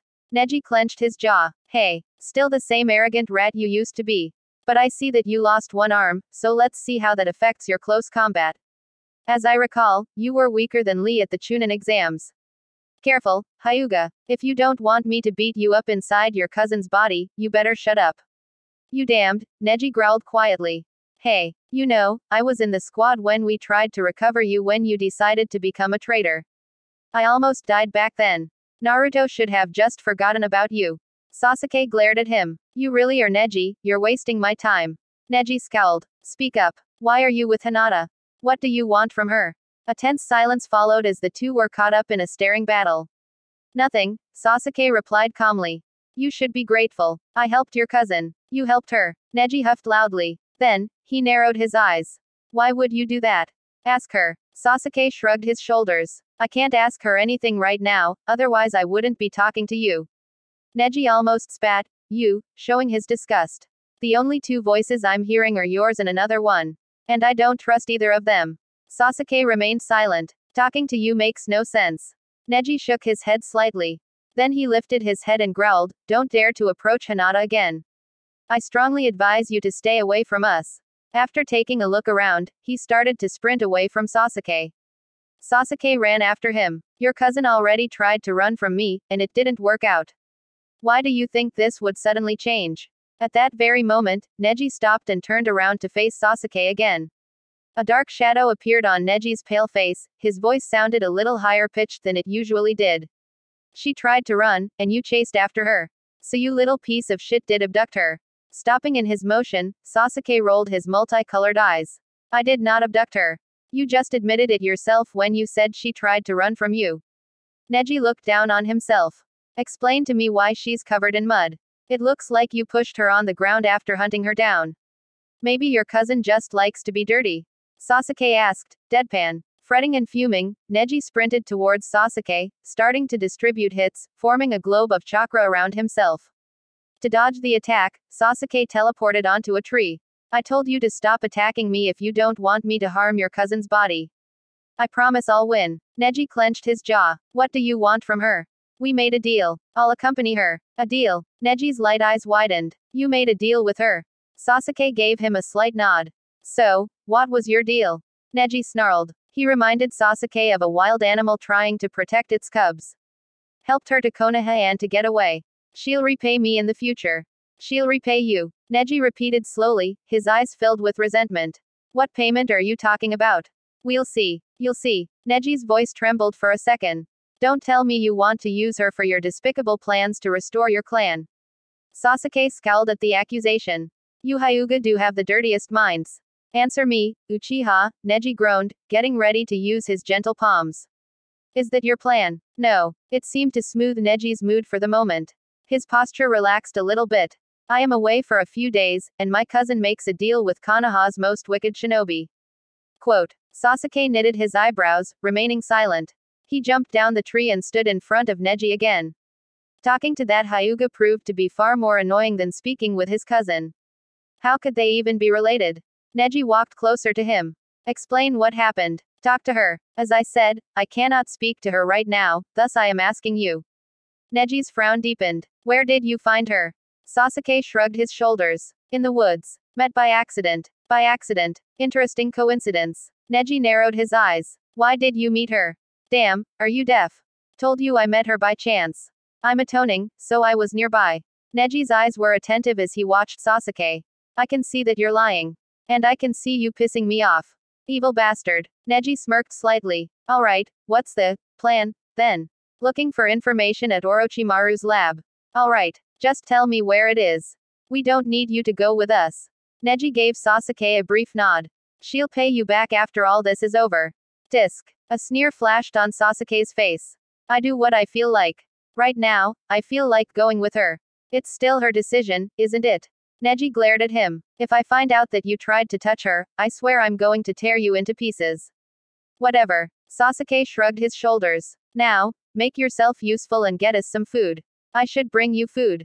Neji lifted his eyebrow. Hey, you're still the same self-important moron you used to be. If I learn that you treated Hinata like your servant, I will make you pay for it. Sasuke rolled his eyes again. You're talking too much. Get us something to eat. Neji snorted and pointed his finger at Sasuke's arm. Just eat the other one. Sasuke's face showed a devilish smirk. His patience was drained, and he had identified the Hyuga's weak spot. Your cousin found it cozy sleeping in this one. Neji clenched his teeth in anger. He lowered his eyes and breathed in and out deeply. You know nothing about her. I am very certain it wasn't what she wanted, she'd never even come close to someone like you. A deep frown appeared on Sasuke's face. His irritation resulted in the desire to provoke Neji to an extreme. Why so tense, Hyuga? She wasn't even naked. Only an angry growl came from Neji as he sprinted towards Sasuke. Meanwhile, Hinata found herself again by the Hyuga house. The doors and windows weren't covered by the wooden planes anymore but stood open. There was no light inside, though. It was the moment Hinata realized something. This place. I'm inside my mind. That had to be it. It resembled a dream, but it was crystal clear. Hinata walked closer to the Hyuga house until she stood in front of the open door leading into the darkness. A continuous stream of whispering was audible. Stop Tanomala, stop Tanomala, stop Tanomala, stop Tanomala, stop Tanomala, stop Tanomala, stop Tanomala, stop Tanomala, stop Tanomala, stop Tanomala, stop. Hinata shuddered, taking some steps back from the building. The sudden coldness sent goosebumps all over her skin. There was no way she would go into that uninviting house. After walking around the house, she found the trail leading away from it. When she followed the path, she came to the fireplace. Kan was sitting there again. Oh, Kan. A hesitant smile flashed on Hinata's face as she approached him. Surprisingly, seeing him made her feel a little better. Her body felt a little warmer again. Hinata. Kan's dark eyes flickered, and he returned the smile. It's a pleasure to see you again. Last time you weren't here. She sat down by the fireplace. I was looking for you. He lowered his eyes to the fire. Where have you been? Hinata observed him looking into the flames. Somehow he seemed familiar, but she was sure she hasn't seen him in the real world before. Kan stayed silent for a while. I was in another place. At the house. He blinked at her. What house are you referring to? She opened and closed her mouth slowly. Never mind. Her eyes observed him with care. Who was he? See, can I ask you something? You said you died. Do you speak to other people as well? His face looked surprised. No, you're the only person I've spoken to in a long time. But, isn't that lonely? I deserve it that way. Deserve? Hinata looked at him with wide eyes. No, nobody deserves to be all alone. Her eyes got a little glossy. She whispered, maybe, if you want to, I could be your friend. They locked eyes for some time. I'd like that, right? Hinata smiled at him, but it didn't reach her eyes. Friends. She couldn't help but think of Shino and Kiba. Their faces when she said those painful words. You look very sorrowful again. Kan gave her a curious look. Did something happen? Hinata's mouth opened, surprised that he could read her face so easily. You're right. I hurt my friends who are like a family to me. Biting her lower lip, Hinata tried to escape his coal-colored eyes. I had to keep them safe. I see. Kan leaned his head back and looked up to the dark sky. I experienced something similar. In the end, I realized that you shouldn't strip people of their free will.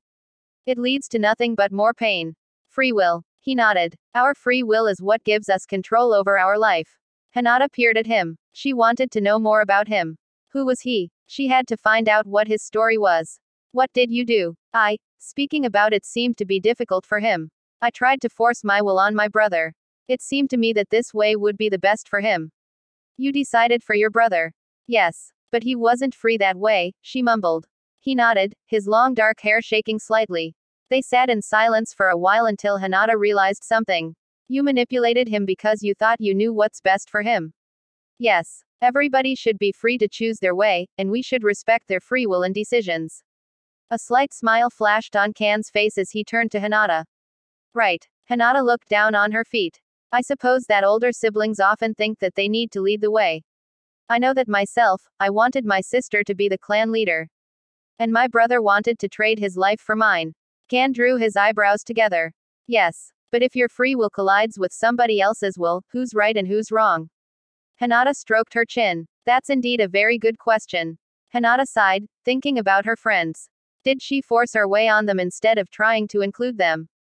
What about Neji? Hinata turned to Kan again. And did your brother find his own way then?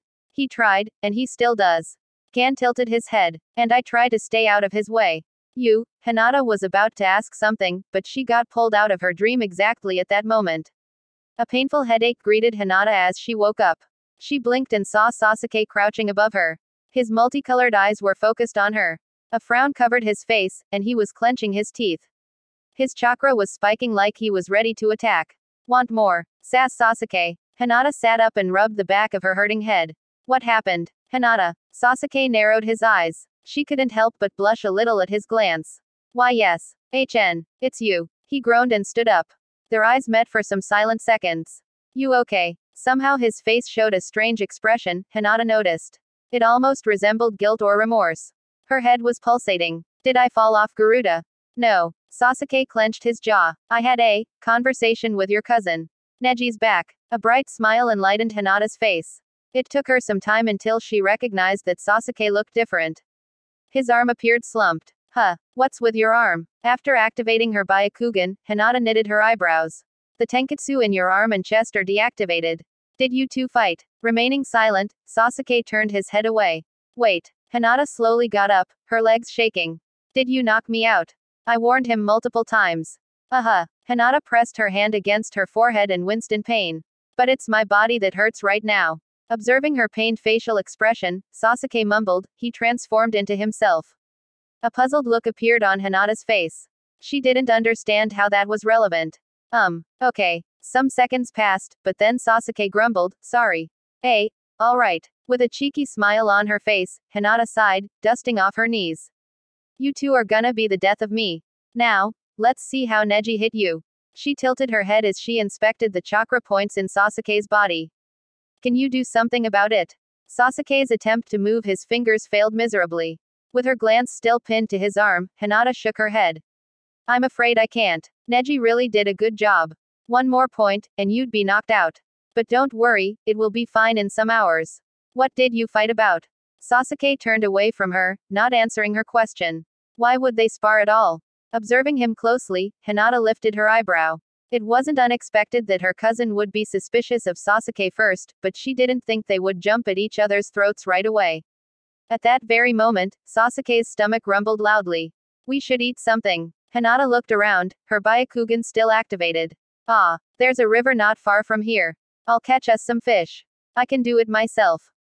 Without arms. Hinata cocked her head, trying to hold back a smile. His stubbornness amused her. You think I couldn't? Sasuke huffed in reply. I don't need your sympathy. I know. A tiny smile finally appeared on Hinata's lips as she walked to the river. She heard his steps behind her. After reaching the river, Hinata jumped on the water surface and started fishing. With his hand in his pocket, Sasuke stood on the riverside. It didn't take long until Hinata caught their dinner. Being a ninja did pay off after all. Waving with the one fish in each hand, Hinata beamed at Sasuke.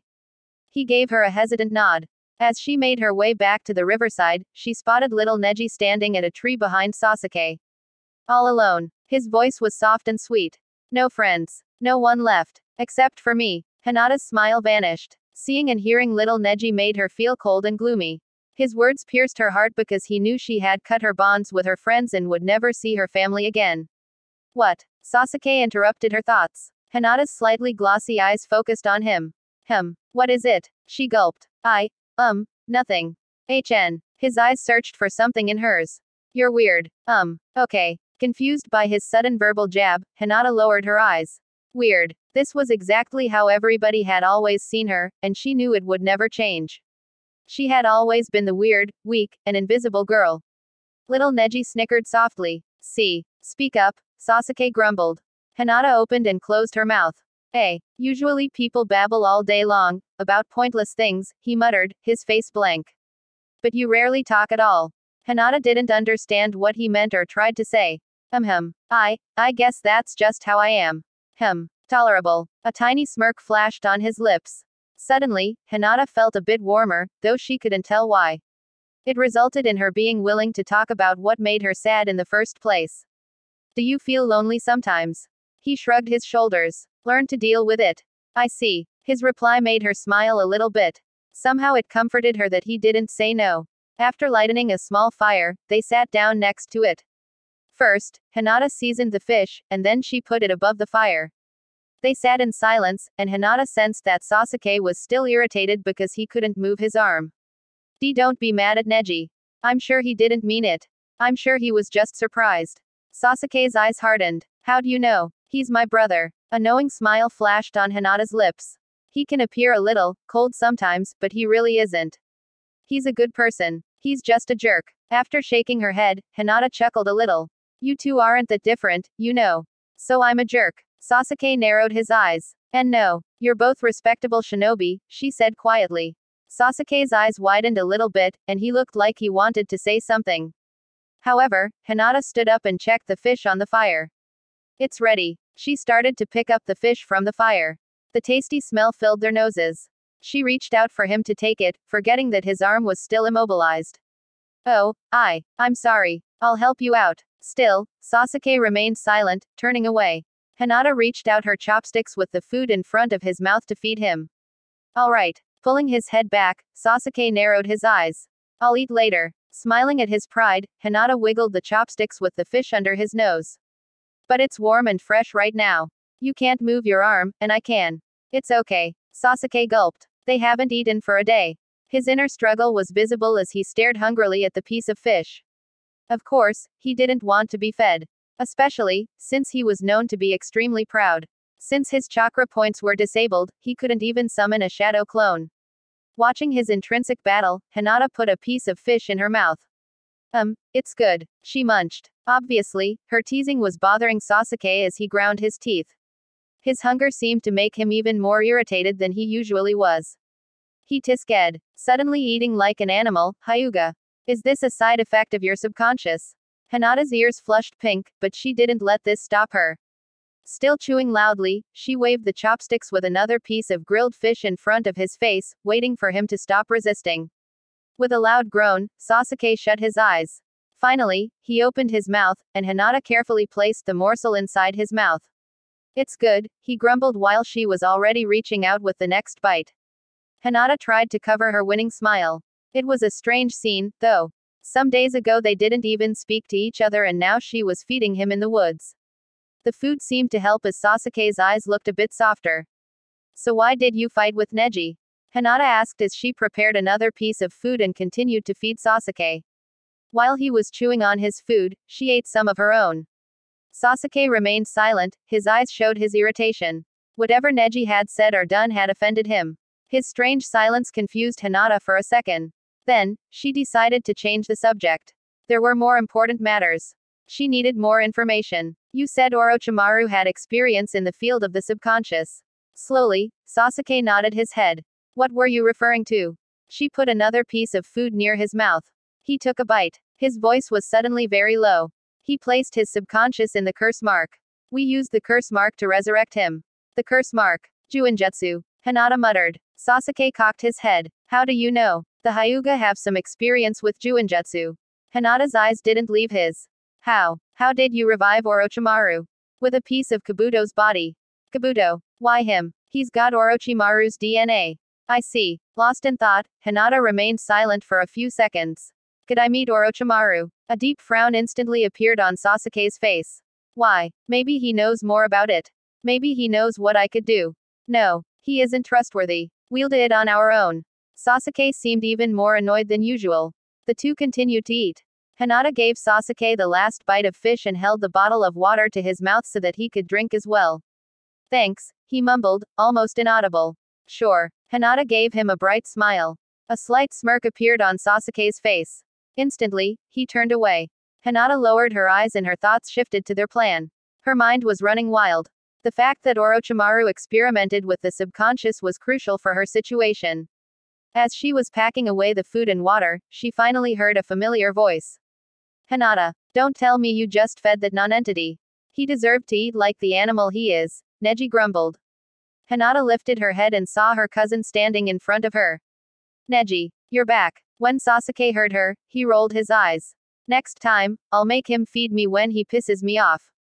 This filthy bastard. Neji glared at Sasuke. Tell him he won't be able to ever eat again when I'm finished with him. Hinata shook her head slowly. I'm not saying that. Not saying what? Sasuke clenched his jaw. A deep sigh escaped Hinata. It was going to be a difficult time for her, she knew it. She turned to her cousin. Hinata, I want to talk to you in private, Neji said, scowling at Sasuke. Without him. I'll be right back. Hinata gave Sasuke a nod. He just shrugged his shoulders, frowning in the direction he suspected Neji to be standing. After quickly standing up, the cousins walked to the river. Why are you with him? Neji's eyes were full of disapproval. Every shinobi from Konoha would have been better than him. Hinata smiled warily. I met him after running from the village, and he helped me. Actually, I think Sasuke is alright. Alright, Neji repeated in disbelief. You have to be careful, he's a traitor and dangerous. He made mistakes in the past, Hinata said calmly. We all did. You can't be serious. He went to Orochimaru. He almost killed Naruto. But Naruto forgave him, and he helped during the war. You're too forgiving, Hinata. With a sigh, Neji shook his head. I just think that we should move on instead of hating people for their past. But I promise to be careful, she added to placate him. A bright smile appeared on her face. I'm so happy you're back. Where have you been? I was locked up. Locked up. Hinata recapped her dreams of the Hyuga house. In the building. Yes.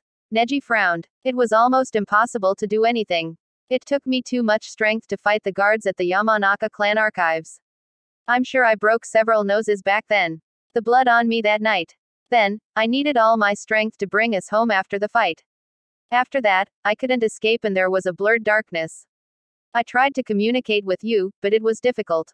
I knew it was you. Hinata nodded, smiling slightly. I heard your voice and saw the messages. You did. Good. It was extremely difficult. And I couldn't really see anything. I suppose I was locked up where the subconscious normally resides, perhaps that's the place we go when we're sleeping. Silence covered the two as Hinata pondered over everything, trying to understand how her mind worked. Then, she smiled at her cousin. I'm glad you're back. Neji sighed. I'm not sure because it probably means that he's back too, am I correct? Yes. Hinata's smile faltered, and she lowered her eyes. But still, as long as you're here, it's fine. Tell me what happened after that night. The cousins sat down together, and Hinata told Neji what happened while he hadn't been there. How she ran from Konoha, how Kiba and Shino helped her and how she left them, how she met Sasuke, returned to Konoha, and how Ino woke up. It took some time to finish the story. They also spoke about the dark-haired man Hinata saw sometimes. This shinobi in your dream. Who is he? Another person inside of you? Hinata shook her head firmly. No, I don't think so. It doesn't feel like that. I don't like that at all. Further, I'm worried about the subconscious since Ino said that he got stronger. We have to find a way to solve this. Our goal is to get me out of you, so you can return to your normal life, Neji stated before they returned to the place Sasuke was sitting. Right, Hinata mumbled as she watched her cousin walking in front of her. Her lips formed a thin line. Our goal, she was glad that even though Neji resided in her body, he couldn't read her thoughts. Because her goal and his goal were like two non-intersecting lines. Incompatible. Chapter 13 Smile when you dive in. Chapter 13. Smile when you dive in XXXXX. I see no reason why this is necessary at all. The female voice filling the room was shaking with emotion. As Hiashi Hyuga raised his light eyes, he looked at his wife standing in the doorway of the Hyuga main building. Tears flashed in her eyes. She carried a little blue-haired girl in her arms. The child was sleeping peacefully, not minding the noise. With a sigh, Hiashi shook his head, trying to withstand his wife's angry glance. You know it is our tradition. You know that the clan, there is no need for it. It's just, she swallowed as a tear rolled down her cheek, inhuman. Hiashi stammered for a second. Seeing his wife cry always made him weak. It's nothing I decided on my own. I would like to change it. Be you're the clan head. You can change it, Hiashi. Her tone was full of dismay as she turned around. With her daughter in her arms, she left the room. Hiashi's eyes followed her until she was out of sight. He heard her angry steps and her nervous cough. Lowering his head, he clenched his fists, exhaling deeply. We're here. Another voice interrupted his thoughts. This time, it was a low male voice. Hazashi. Raising his shoulders again, Hiashi glanced at his brother standing at the entrance of the room. Behind his brother's leg, Hiashi spotted a long-haired boy hiding his face. They are already in the room, waiting for us. I see. Hazashi kneeled next to the little boy and stroked his head. It will be all right, Neji. The little boy looked at his father, who playfully tapped against his forehead. Then, Hazashi picked his son up and turned to Hiashi. The small child was smiling brightly at his uncle. It will all be fine, and he won't remember this day, Hiashi mumbled as he looked away to escape his nephew's glance. XXXXXX reliving the memory in front of his eyes, Hiashi Hyuga sat alone on the terrace and stared into the garden. His fists were lying on his knees, clenched tightly. He closed his eyes and breathed in. Of course, he had heard the news that his daughter had returned to Konoha, had broken into the hospital room of the Yamanaka clan leader, who had miraculously recovered after it. He knew that she had left after that and the scrolls were back. I hope she's alright, he muttered. The cold wind had already reached Konoha. Hanabi blew a strand of her brown hair out of her face as she tiptoed through the dark village streets. The veins on her face shone in the moonlight. 2 minutes passed, and Shino appeared behind her, surrounded by a cloud of buzzing bugs. After a while, they walked side by side, heading towards the cemetery. Then, Kiba and Akamaru jumped in front of the two. We're here. I've got eyes, Hanabi grunted. Now, everyone ready. Shino stayed silent, and Kiba tilted his head, both waiting for her commands. Fortunately, the Hokage had declared that they wouldn't be guarded any longer. It gave them more freedom to act, but Hanabi's plan was risky for all 3 future clan leaders. You really think it is necessary? Kiba's face scrunched up in disgust. My father said that it was buried. The only place I could think of is his brother's memorial. I'm not sure if his remains are there. It may be that his corpse was returned after the negotiations with Kumo. No idea, but I don't even think this is what we're searching for. Hanabi looked around, scanning the area with her Byakugan. Alright, you know the plan. I'll take the watch. Shino, you'll distract any guards or visitors, Kiba will open the grave. Kiba sighed deeply. Why do I get the worst task? Opening a grave, Hanabi's cold glance let him freeze. Don't fret. We distributed the task according to our abilities. Understand? Kiba and Shino nodded. Right. I'll signal you when to start. Hanabi commanded and started running. Don't screw up. After she was gone, Shino and Kiba exchanged a short glance. HMPF. Gotta admit I miss our Hyuga, Kiba mumbled. I mean, Hanabi is, kinda, scary. The task, Kiba. Shino's voice was as neutral as always, but then he added quietly, why? Because we're doing this for her. Then, Shino started to create false chakra signatures with his insect jamming technique to confuse anyone who might distract or surveil their operation. His insects were streaming out of his body, and he disappeared. Yeah, the task, alright, Kiba and Akamaru were left standing there.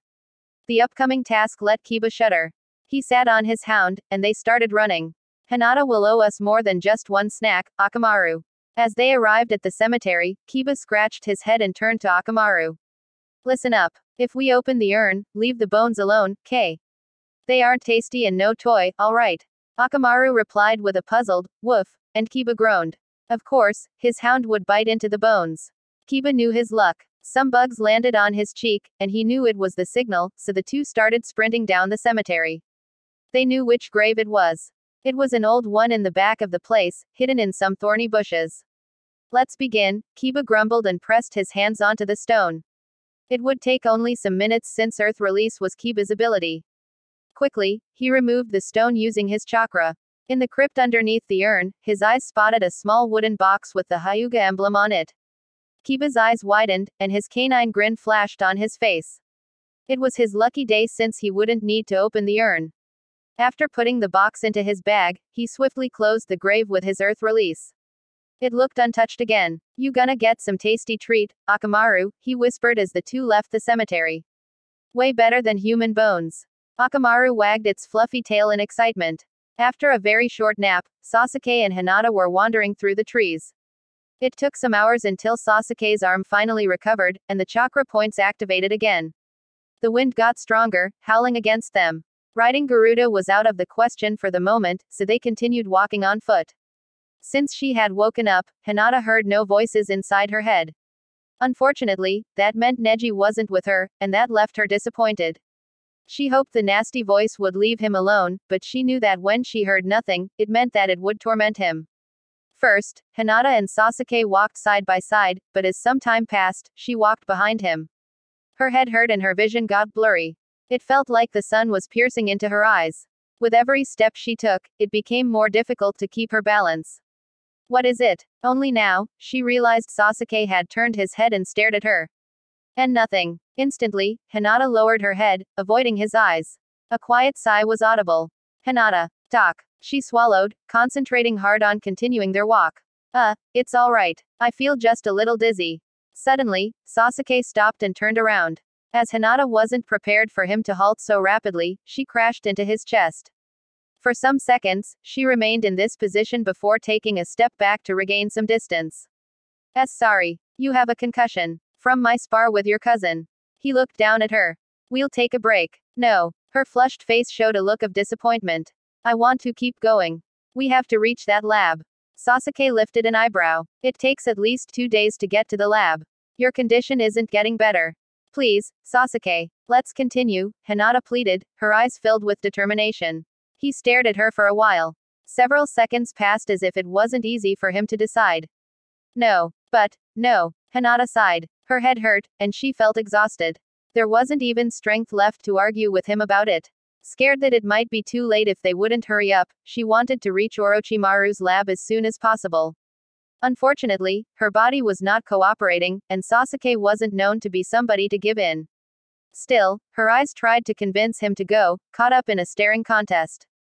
Sasuke groaned. Fine. We continue, but we need to rest anyways. There's a place for a night's rest nearby. The hot springs there will help you with the pain. Is it on our way? Hinata asked, surprised that he actually gave in. Perhaps atoning did change him already, or maybe he just wanted to finish this mission as soon as possible.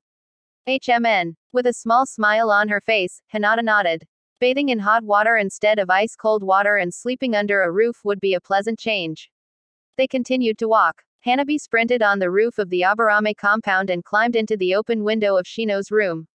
Uncountable bugs and insects flew and crawled in the room, and she resisted telling him to clean up. Shino was standing by the door. Akamaru lay on the floor, and Kiba stood at a table with the box from the cemetery. They turned to Hanabi. All clear, nobody saw us, she grumbled. So, what you got? Kiba opened the box, pulled a scroll out of it, and handed it over to Hanabi. She slowly opened it and started reading. Standing behind her, Shino and Kiba scanned the content of the scroll. What the actual fuck? Hanabi growled as her eyes widened. She turned around and stared at her sister's friends. Both looked paler than usual, almost sickened. I must have misunderstood it, right? This time Kiba was speechless. He just stood there with his mouth gaping. Shino was the one to speak up. You did not. Because this is exactly what it stated. This appeared to be a past tradition of the Hyuga. Father said my generation was not affected by it. Hanabi clenched her fist. But do you think this is the reason for all this bullshit? As he remained uncharacteristically silent, Kiba shrugged his shoulders. Shino's bugs were crawling over his forehead. All three stood still for a while. Finally, Shino gulped and readjusted his dark glasses. Doesn't this resemble the method sometimes used by some members of the Uchiha clan? Hanabi looked at him with wide eyes. What are you talking about? Shino cleared his throat. The clans have always been observing each other, and the Hyuga and Uchiha both have a dojutsu, so it is plausible that they could copy some practices. Perhaps it is more of a rumor as I do not know all the details. It is said the Uchiha do something similar in order to obtain a better version of their dojutsu. Shino, just get to the damn point. Hanabi snarled in frustration. Hinata and Sasuke were still wandering through the woods. From time to time, Sasuke cast a look to check on Hinata. Every step she took was shaky. Sasuke tightened his jaw, trying to push down a feeling of frustration. Because he knew he was responsible for the situation. He had forgotten that Hinata would suffer the consequences when he sparred with Neji. After hours of continuous walking, Hinata's knees gave in, and she flopped on the ground. Sasuke turned around and looked down at her. It seemed that she reached her limit. He was even impressed she made it that far. Break. No. Hearing her resolute tone, he furrowed his eyebrow. Obviously, she couldn't continue to walk and was delusional. He cocked his head, observing her closely. Somehow she reminded him of somebody else. Turning her head away from him, Hinata put her hands on the ground and started crawling. Hey, you rather crawl than stop. She didn't reply but continued her motion. That definitely reminded him of somebody. Sasuke smirked slightly. You're just as stubborn as Naruto. A light blush appeared on Hinata's cheeks as she mumbled, good. Good. Sasuke scoffed. What's good about it? Because, she stopped and looked up at him. He never gives up. He continues to fight to go his way, no matter how hard it is, no matter how often he fails. A small smile flashed on her face. That's how I want to be. With a look of curiosity, Sasuke watched Hinata for a while as she continued to crawl on the ground. First, he didn't know what to say. Then, he stepped in front of her and kneeled down with his back facing her. He turned his head and gave her a pointed look. Climb on. Hinata's eyes widened, and the blush on her pale cheeks darkened. That's not necessary. Just 5 minutes, and I can continue to walk. You can't. I do. Sasuke rolled his eyes in annoyance. You fed me when my arm was useless. I carry you when your legs are useless. We'd be even. Huh. Hinata shook her head. You don't owe me anything. Sasuke groaned loudly. This argument was getting ridiculous. You want to go on, right? I do. Then, what's your damn problem? They locked eyes for some seconds. I don't need your sympathy, she muttered, clearly referencing his usual phrase. Sasuke's lips turned into a smirk. The Hyuga and their endless pride. Shaking her head, Hinata chuckled softly. Still, she wasn't moving. Hyuga, you really need a formal invitation. A loud and annoyed sigh from Sasuke followed. And no. Finally, Hinata hesitantly climbed on his back. She put her arms around his neck to hold onto, and his arm held one of her thighs. Keeping the balance with one arm wasn't an issue for him. He started to walk even if he could have run. But a concussion usually requires bed rest, so taking it slow was the better option. First, Hinata was sitting in a straight and awkward position, but after half an hour, her body relaxed, and the tenseness slowly disintegrated. And he also got used to the closeness. With every step he took, Sasuke felt her cold breath stroking his neck. Her hair was brushing softly against his cheek from time to time. The subtle intimacy reminded him of his family. Suddenly, he couldn't help but think of his brother. Itachi had also carried him that way when they were children. The thought of Itachi's death still hurt. Sasuke. Hinata mumbled. What? He growled through his teeth. Is something wrong? Perhaps she had felt his body tensing and getting warmer than before. Sasuke felt like it was burning in a bad way. It wasn't a comforting warmth but something else, a painful flame. No. Some seconds passed before Hinata lowered her head again. She didn't prompt for details. Usually, people would annoy him and he would lash out until they would finally leave him alone. But this time she was just silent. As if she knew. But then he realized she did know the pain of losing a brother. They remained silent for some time. Sasuke felt her cold lips accidentally brushing against his cheek whenever he took a step. For whatever reason, it cooled him down like an ice cube on a painful bump. He didn't mind that feeling at all. An hour passed and the two were still silent. Hinata wondered if she was the reason for Sasuke's change in mood. He had to carry her just because she was too weak. But somehow he didn't sound angry but just hurt. With every step he took with her on her back, his hair brushed against her face. It smelled like mint she would usually put into her tea after a long day of training. Her thoughts were interrupted when she heard Sasuke clearing his throat. After, his voice was just a quiet rumble. My brother died. Hinata waited patiently for him to finish. The silence felt difficult this time. She didn't know much about Sasuke and his older brother, just that Itachi Uchiha had killed their whole clan. Everybody, except for Sasuke.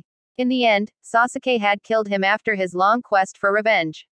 But the sound of his voice made her think that she was missing some part of the story. Something must be missing because she couldn't believe that two brothers would hate each other just like that. She thought about her own brother and how he hated her when they were children. How did she feel after the war? After Neji died, I felt empty. She finally completed Sasuke's sentence in a soft whisper. He confirmed and exhaled. Drawing her eyebrows together, Hinata closed her eyes, unconsciously leaning her cold cheek on his neck. Angry. Sasuke stopped his motion for a second. She felt his warm skin brushing against hers. Then, he continued to walk. I spoke to him after his death. Hinata's eyes widened. How? Edo Tensei. Hinata held her breath for a few seconds, closing her eyes. And after that, Sasuke seemed to know what she was asking. Alone. Time seemed to stand still. After some further steps, Hinata whispered, whenever I stop hearing Neji inside of me, it's like he dies again. Sasuke stopped, tilting his head against her face, which resulted in a closeness again, but she didn't mind it. His cheek pressed against hers. She tightened her arms around him. His warmth warmed her up somehow. It felt somehow comforting. Holding her on his back, Sasuke continued to walk through the woods. After 2 hours, they finally arrived at a small wooden hut in between the trees. He let her down from his back, and she mumbled a quiet, thank you. As he opened the door to the hut, a smirk flashed on his face. Don't get used to it. Shaking her head slowly, Hinata smiled slightly and followed him inside. It was an abandoned old hut without furniture, broken windows, and some holes in the roof. The two laid their bags in the corner, each occupying one corner of the empty room. Hinata pulled out some fresh clothes and things for a bath out of her bag. The hot water would relax her sore muscles and painful bumps. She glanced at Sasuke sitting in the corner and walked over to him. He looked at her as she reached out her hand to him. Your cloak. I'll wash it. Forget it. He turned his head away and lay down on the floor. She lifted her eyebrow. His change of mood was difficult to understand. But I want to. It was my fault it got stained, so I'll clean it. He turned to her again. Their eyes met for some seconds. Finally, he shrugged his shoulders, untied the cord around his neck, and handed her his cloak. Fine. Otherwise, you'll take it while I'm asleep. Her face instantly flushed deep red, and she shook her head. That's not. Yes. A tiny smirk was visible on his lips. Not true, she ended meekly. Didn't you say you hate liars? They locked eyes for some time before Hinata started fidgeting. IBB better go, she stammered as she finally took the cloak out of his hand and bolted out of the hut towards the springs. She didn't even understand why she was so embarrassed. Somehow he made her nervous. Sasuke stayed in the hut and thought about the day. To him, Hinata was strange. All other kunoichi he knew were loud but compliant. Hinata was calm but could be extremely stubborn. For whatever reason, Sasuke enjoyed mocking her as she was easy to fluster. Even though he was easily annoyed, he tolerated her presence, she didn't bother him. He couldn't say why and decided it was because he already changed during his atonement trip. Still, sometimes he found something in her eyes that concerned him. It disturbed him because he could relate. What was it? It was only a distance of some meters from the hut to the springs. Some trees covered the place. The sun was setting, and the sky was colored in a beautiful mix of red and orange. First, Hinata used some of the hot water to wash Sasuke's cloak. After she hung it over a tree branch, she cleaned her own coat. Getting the mud stains out of the fabric was fairly easy since it was coated. Finally, it was time to wash away the dirt from her body and hair. Neji? She asked quietly, hoping that her cousin would be with her again. The absence of a reply showed her that she was alone at that moment. After checking the surroundings with her Byakugan, Hinata undressed. She shivered for a few seconds as the wind blew against her naked frame. Finally, she descended into the hot water of the spring. It was comfortably warm, especially on the cold and windy night. As she finished washing her face, body, and hair, she rested in the spring for some minutes to soak in the hot water. She sighed. Now that Ino was awake and her cousin was back, everything seemed a bit easier than before. Happily humming, Hinata waded through the water.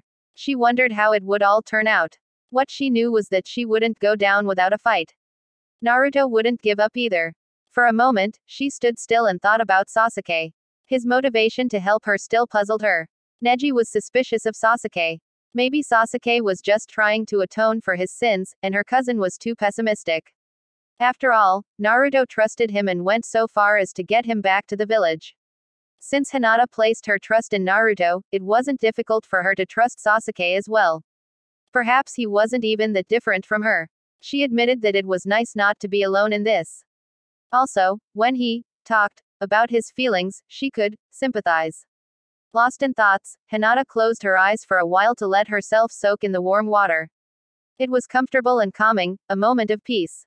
Suddenly, she felt two hands on her shoulders pulling her down forcefully. With a quiet water splashing sound, she was pulled underneath the water surface. And then she finally saw two moon-like eyes. Little Neji's light eyes appeared in front of her. We have to end this aberration. Fidgeting, Hinata tried to pull herself up, but she felt his hands pushing her head underwater. He was too strong. She attempted to attack him, but it didn't help. Trying to get back above the surface didn't work either because little Neji held her in a tight grip. No. Her hands frantically searched for something to hold to, but there was nothing. She was running out of air. Her body was still too exhausted from the last days, her concussion, and her injuries. It resulted in not having enough strength to get up from under the water surface. She was growing more desperate. Please, no. For a second, she held still to reevaluate. Putting her hands up, she tried again to infuse them in her feet with chakra to rise up. You can't wash away your failures, Hinata. His velvet voice was clearly audible in her head. It has to be done. Her attempts were useless as she just couldn't get up. She felt caught up in a tight grip. Little Neji was her perfect enemy. Hinata couldn't scream. She was drowning. I don't want to give up. Not now. I'm sorry. Strangely, little Neji's voice sounded genuinely sad. He embraced her, pulling her deeper into the water. It was a deadly embrace, a mixture of pain and strangely, peace. The despair inside Hinata grew with each second. She felt that Neji was not there. She was all alone, and nobody would look for her. Sasuke. Hinata shouted internally, but it didn't help. She couldn't make a noise because her vocal cords were constricted. He couldn't hear her either way since he wasn't there. Her last breath was used up. Her vision gradually tightened into a smaller circle. It quickly turned smaller and smaller. She saw two mesmerizing coal-colored eyes. She knew who they belonged to. They belonged to a dead man, and soon she knew she would join him. Please help me. I'm dying. Until it all went dark. Goodbye. Little Neji's pained voice was the last thing she heard. The darkness engulfed Hinata completely. Chapter 14 The fire that dries the flood. Tiny snowflakes fell on the old hut where Sasuke and Hinata were staying the night. A strange shiver ran over Sasuke's skin, and his eyes rapidly shifted from right to left. He raised his head and stood up. Then, he sprinted outside. Hinata, he shouted. No answer. Sasuke knew he had to check up on her. If she would sense him with her Byakugan, she could just tell him to get lost. Everything would be fine. He called again, hoping she just hadn't heard him. She didn't answer the second time either. With his brows knitted, Sasuke raced to the springs. As he looked around, he couldn't see Hinata anywhere.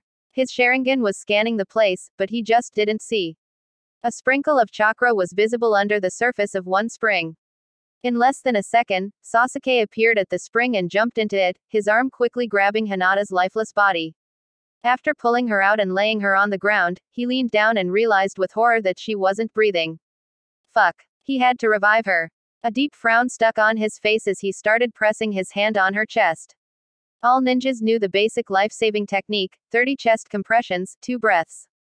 Then, again 30 compressions, 2 breaths. Repeat until the person breathes again or the med-nin arrives. The problem was that there was no med-nin nearby, so only the first option applied. Sasuke started repeating this cycle. The unsettling sound of cracking bones wasn't going to stop him. He repeated the cycle of pressing his hand against her chest. His frown on his face grew with each iteration. Minutes felt like an eternity. Sasuke was cursing internally, too concentrated to even say anything out loud. How long had Hinata been without air? Was it already too late? But suddenly, Hinata started coughing and, finally breathing. Sasuke put his arm under her head to stabilize her. She blinked slowly. Her face was unusually pale. Sasuke. You heard him. What the fuck was that? Finally, he was able to speak again, and it came out as a rude snarl. Sorry, Hinata whispered. She sighed, looking through her half-dimmed eyes right into his eyes. She breathed in and out. Sasuke groaned. What happened? Little Neji. He pulled me underwater. I tried but you almost died. Some silent seconds passed. Her eyes scanned his face carefully. A small smile crept on her face. At least, I didn't ask for it. Sasuke opened his mouth and closed it again. Her awful humor irritated him, but still it smoothed his mood a little. He sighed. At least that. His hand was shaking slightly. Confused how that could even be, he clenched his fist to regain control over his body. What was this feeling? 1 minute ago, she wasn't breathing. 1 minute later, and she might have been dead right now. He shuddered. A quiet cough interrupted his thoughts. It's a bit cold, Hinata mumbled shyly.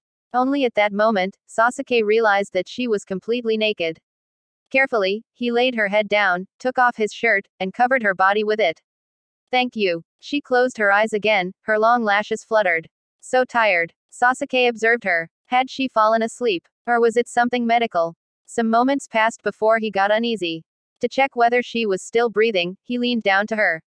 He listened to her calm breathing, and his shock started to dissolve. All was fine. When he pulled his head back from her, he saw that her eyes opened again. She looked down on herself. Instantly, her hand jerked towards Sasuke's throat, gripping it tightly. This time, Sasuke knew where the sudden kill intent came from. Neji, Sasuke growled. You're too late. Too late. You fucking predator. The roar that came from Neji was loaded with endless wrath. I will end you right now. Instantly, Sasuke pressed his katana onto the hand that pushed on his throat. Hyuga, if you want your cousin to have both hands, you better let go. I'm not in the mood for your bullshit right now. Neji's grip didn't loosen. His hand was shaking, his teeth clenched, his eyes were full of hate. You have 10 seconds to explain this. Indeed, the situation appeared very compromising to Neji, and Sasuke knew that. Neji had woken up, seeing Sasuke hovering over Hinata. It didn't help that Sasuke was topless and Hinata naked, only covered by Sasuke's shirt. Why does it hurt inside? Neji held his chest. A dark frown covered his whole face. If you touched her, I will grant you a slow and painful death, Uchiha.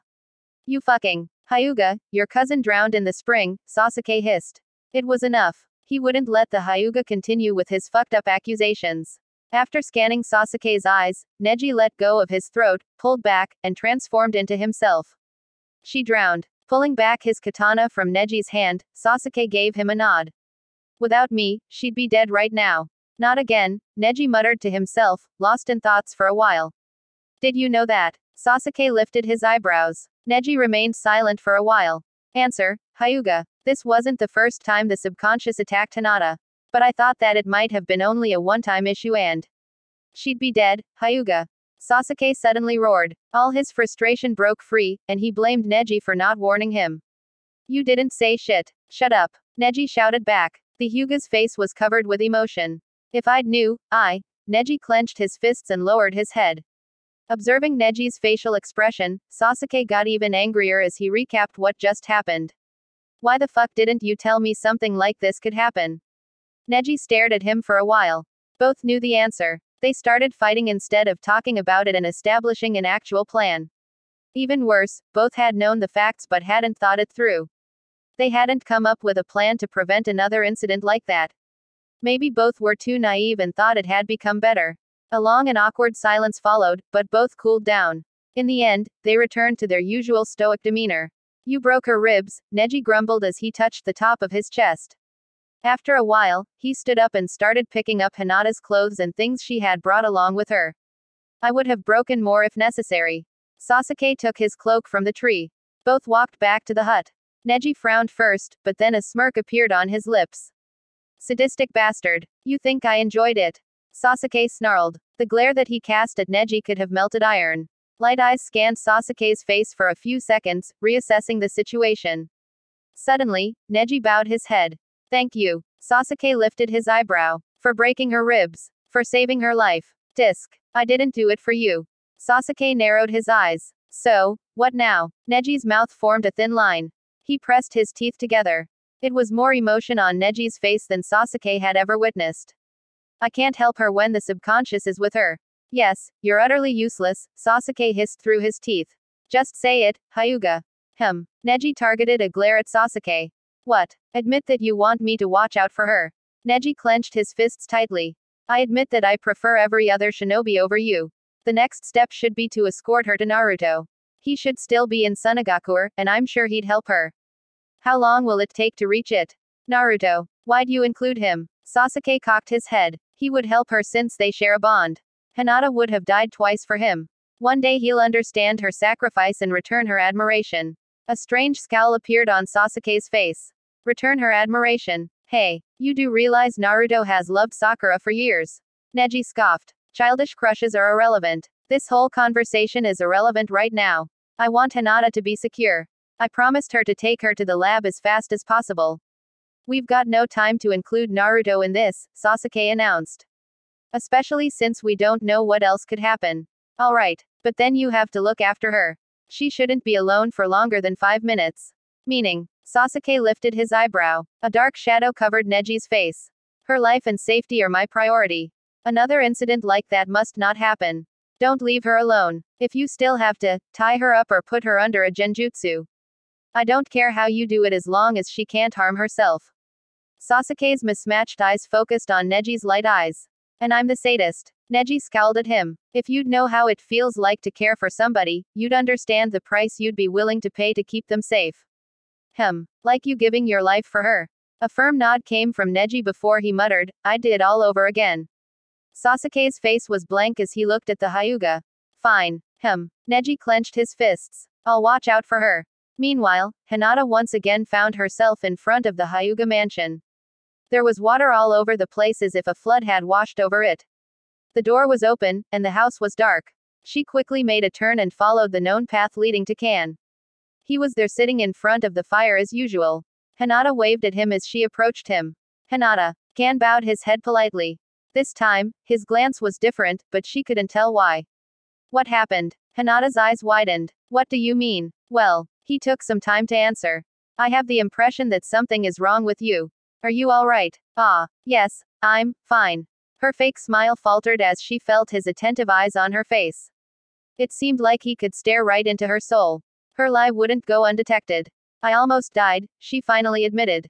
Kan eyed her carefully. Tell me exactly what happened. It's my hostile subconscious. Sometimes I lose control over my body. It isn't the first time.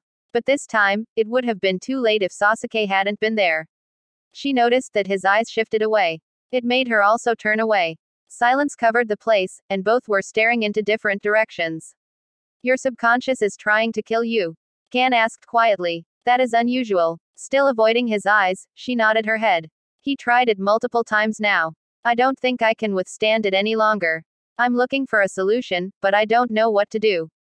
For some seconds, both were silent, lost in thoughts, until Kan spoke up. I can help you. Suddenly, a kind smile appeared on his face. Huh. Hinata's mouth dropped. How? It's possible to train your mind to restrict your subconscious. You are still the dominant part within your body, and you can control it. There are ways to improve your mental strength. But it will be straining. Her eyes lightened up with hope. You could teach me. With a smirk on his lips, Kan nodded his head slowly. Then, he stood up and reached out his hand to her. It won't be easy. Training your mind is challenging. You surely know how to disperse a genjutsu, but this is more difficult because the subconscious remains inside of you. Hinata took his hand and stood up. I want to learn it. Well then, we'll start easy. Close your eyes. He walked closer to her. Tell me when you're ready. Ready. Hinata nodded eagerly. She realized that she should have asked what was about to happen and what she had to do, but it was too late. Because 1 second later, she felt him kicking her with unimaginable strength. Her body flew several meters before falling hard on the ground. After just one hit, she already felt like she was about to break into a million pieces. She groaned in pain. Keep your eyes closed, Kan's low but calm voice commanded before he gripped her by the throat and raised her in the air. Endure. Ah. Hinata tried, but the feeling of suffocating made her anxiety rise even higher. This was not what her usual training looked like. I. Concentrate on not feeling it. Easier said than done because his fingers pressed deep into her skin. Suddenly, she realized that maybe it wasn't a good idea at all. She didn't even know him, and now he was torturing her on the inside. Maybe Kan was just little Neji but inside her mind. Hinata panted nervously. Stop. If I stop, you won't learn it. His voice sounded like he was speaking to a little child. You want to drown again. She gritted her teeth and started to open her eyes. The need to look into his eyes was too great, and she needed to see what he was thinking. How do I? Hinata. Eyes closed. Concentrate. His hand was squeezing her throat even further. Her mind was running wild. How was that supposed to help her? She squirmed. Tears started to well up in her eyes. It was just too much pressure. But I'm dying. Not physically. Kan loosened his grip on her throat, and she fell to the ground. The second she met the ground, she felt a punch in her chest. You are feeling all of it because it's still in your mind.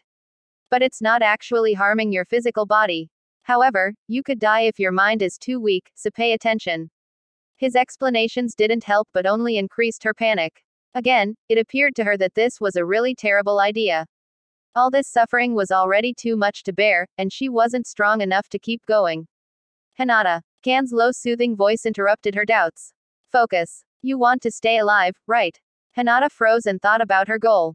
Why did she want to keep fighting and stay alive? She really needed to focus. Yes. Should we stop? He asked in a kind tone. In a new attempt to concentrate, Hinata breathed in and out deeply. Her goal urged her to keep fighting. She would endure everything to reach it. No. Keep going. Kan sounded like he was stifling a smirk. Very well. Hinata heard the sound of metal clattering and his footsteps becoming louder. He picked her up by her throat again. The metal rattling stopped. Wah! It took her less than a second to realize that she was being stabbed. A sharp metal object pierced through her body. The memories of another incident flooded her mind, and she tried her best to stay collected. She put her hand on the sword and tried to pull it out. That sharp metal object hurting her, it reminded her of pain. Pain. Kan stopped momentarily. You met him. He stabbed me, Hinata groaned as the sharp metal object rotated inside her wound. But he didn't kill you. Surprise rang in Kan's voice. Interesting. Why didn't he kill you? Because I'm weak. She bit her lips as he pulled the sharp thing out of her wound. A long moment of silence followed. You're wrong. It must have been something else. Kan sounded strangely certain, but Hinata was distracted by another attack before she had the chance to ask how he could be sure. The training was different from the Genjutsu training with Kurenai because it was far more intense. Her only defense was to endure. She couldn't see anything but was supposed to stop feeling. Let's try it again. His voice made her shudder because it sounded ice cold and collected like he had done it 100 times before. Oh okay, she mumbled weakly. Giving up was no option. Her training continued. The mental pain felt exactly like physical pain. For whatever reason, it appeared to last for days. It felt like mental torture. Because it was mental torture. Still, Hinata knew that it was the only way to train her mind to hold against her vicious subconscious. The straining training gave her hope to achieve more control over her mind. The first winter's snow had also reached Konoha. Ino was sitting in the Yamanaka archives, scrolls scattered around her on the floor. Shikamaru lay on the floor, scanning some letters. There should be something in the protocols. Ano's turquoise eyes were moving fast as she read through the papers. Shikamaru drew his eyebrows together. You really think the Hyuga would talk to the Yamanaka? They're too reserved and trust no one outside their clan. I don't know. If they're desperate enough, maybe they would talk to the Yamanaka. Shikamaru's face had a usual annoyed expression. How many problems would be solved if the clans were just working together? Wait. Ino suddenly stopped in her movement and pointed a finger into a scroll. Here. Slowly, Shikamaru stood up and walked over to her. Protocols of consulting. Yeah, there seems to be one case where a Hyuga asked for help regarding strange visions of his dead relative. A coincidence. Could also be trauma-induced. Ino slowly shook her head. Don't think so. Our clans know about the usual war-induced trauma and how to deal with it. This wouldn't be a reason to consult someone from outside the own clan. Admitting issues with the mind is not common. I think we should speak to Kakashi, Shikamaru grumbled, and Ino nodded. Breathing heavily, Hinata was lying with her back on the ground. Her mind felt like it was burning in agony. She heard Kan slowly taking steps towards her. Electricity seemed to run on her skin as she feared his next hit. Enough for today, he commanded in a soft tone. But, thinking of her goals, Hinata shook her head. No, we have to keep going. Next time, Hinata. His tone showed that there was no room for negotiation. Alright. All of a sudden, she felt the actual level of her mental exhaustion, realizing that she couldn't continue anyway. You can open your eyes again. When she opened them, she glanced into his face as he stood next to her. His dark eyes watched her carefully. He smiled a bit and sat down next to her. It'll get better. You'll need more training, though. I know. Hinata smiled back. Their training actually gave her hope. If the training would help her improve, she might learn how to suppress little Neji. Thank you so much for helping me. You're welcome. Kan lay down on his back. It might sound strange, but you remind me of my little brother. Really? Still lying on her back, Hinata turned to him. Their eyes met. For a second, his dark eyes seemed so familiar to her. How? As a child, my brother loved training with me. He turned his head away and seemed lost in his memories for a while. Hinata chuckled. I can see why. Kan raised his eyebrow. Why? Well, you're very competent. She smiled a cheeky smile. Even if you're a little. She was searching for the right word. Sometimes he acted cold and distant, and then he appeared warm and kind again. He was a good teacher, though. While she had already learned from him, she feared him more than anybody she had ever met before during their training. I am what? Intimidating. Hinata thought of the times when she shuddered when he approached her before another hit. A shiver ran down her skin. Intimidating. His voice sounded like he wasn't sure whether he was amused or offended. I mean. Your methods are effective. Painful but effective. She beamed at him. Kan looked like he was pondering on her words. I'm afraid there's no other way. She nodded. After the training, she had decided to trust him. If he had wanted her dead, she would have died already. She sensed that he wouldn't torture her for pleasure. It's the only way for you to learn how to win over your subconscious. I can't train you without pushing you to your limits. I know. You do. Yes. You know, I also used to train with my brother, Hinata whispered, chuckling softly. He'd never go easy on me. When training with me, Neji was merciless. Kan's dark eyes focused on her. Shouldn't big brothers have mercy? Hinata thought about this question for a while before she answered, well. We rarely get mercy from anybody outside our friends and family. Neji didn't want me to lose. He wanted me to be strong. Because he cared. That's true. Kan's eyes showed a gentle glance all of a sudden. You're tired. Rest now. His tone was a mixture of kind and commanding. Maybe older brothers were all the same in the end. With a smile, she closed her eyes and breathed out. Even while being actually asleep, she felt sleepy and tired as the mental training was straining. Good night. Sleep well, Hinata. An hour later, Hinata opened her eyes and blinked warily. With a loud yawn, she sat up. The blanket covering her slipped down her body. At least, Neji had put on her clothes, so she wasn't naked. She looked to the side and saw Sasuke sitting in the other corner of the hut, watching her. Sasuke, can't you sleep? His eyes were focused on her. As she moved her head, she flinched because of the pain in her chest. He groaned. Sorry for that. Oh, no worries. It'll be fine. Hinata smiled at him, trying to bow her head. Thank you for saving me. Sasuke shrugged his shoulders as if it was nothing. Then, Hinata heard his stomach rumble again. Sasuke looked like he was contemplating punishing his own body for this betrayal. His facial expression made it difficult for Hinata to suppress a smile. Even Sasuke Uchiha got hungry. There were some leftovers from their last meal in her bag, which she pulled out.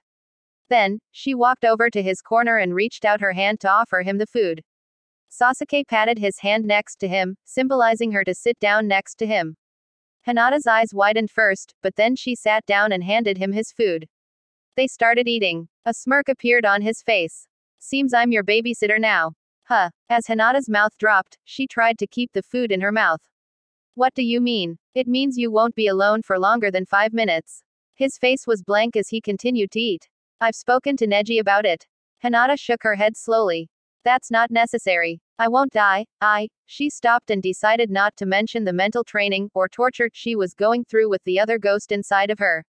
It wouldn't help her look like she was in control of her situation.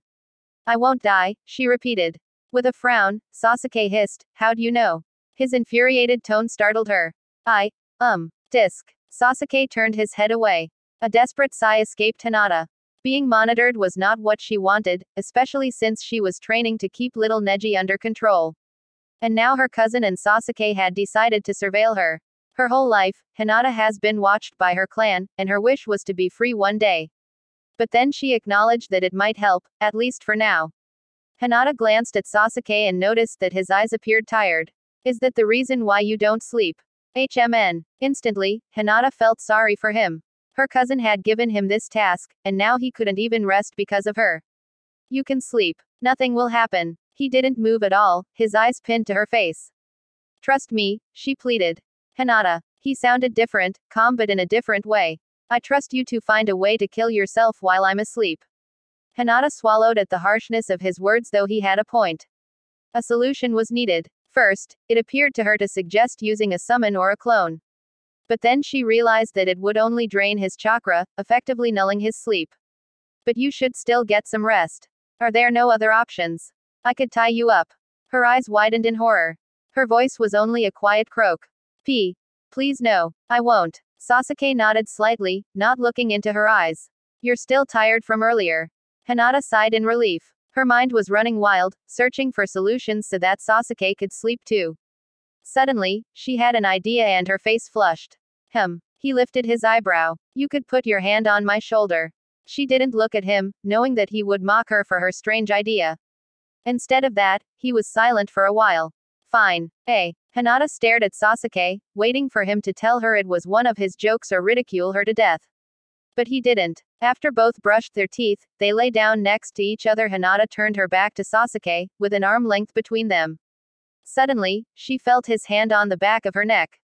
Her eyes widened. Didn't they say shoulder? Without sensing the skin temperature, it could be just any object, he grumbled as if he read her thoughts. She nodded. Without the body warmth, she could easily use a replacement jutsu to run and harm herself. At least, that was what Sasuke was fearing. The extent of her mental exhaustion hit her again, and her eyelids became heavier. Sleep was drawing her in, but a low voice stopped her from completely giving into it. You're always cold as an ice cube, Hyuga. Are you sick? No. You are just too hot, she mumbled drowsily. Even though fire was her element, Hinata tended to feel cold. Me too hot. I see, he mocked her again. I meant your hand. Hinata's cheeks burned. Sure. Sasuke sounded like he was stifling a chuckle. He pressed a warm finger softly onto her neck. Sleep now. Let's hope my hand won't be an icicle by tomorrow. Hinata sighed silently, thinking, or I'll be burned to ashes. I heard that. Hinata winced. She voiced her thoughts again without noticing it. As she closed her eyes again, she realized the warmth of his hand was strangely pleasant. Maybe a little like a she-wolf holding her little cub. Either way, she felt warm and secure. Already on the edge of consciousness, she smiled a little. Sasuke. Thank you. You already thanked me, he grumbled. Hinata couldn't help but smile a little.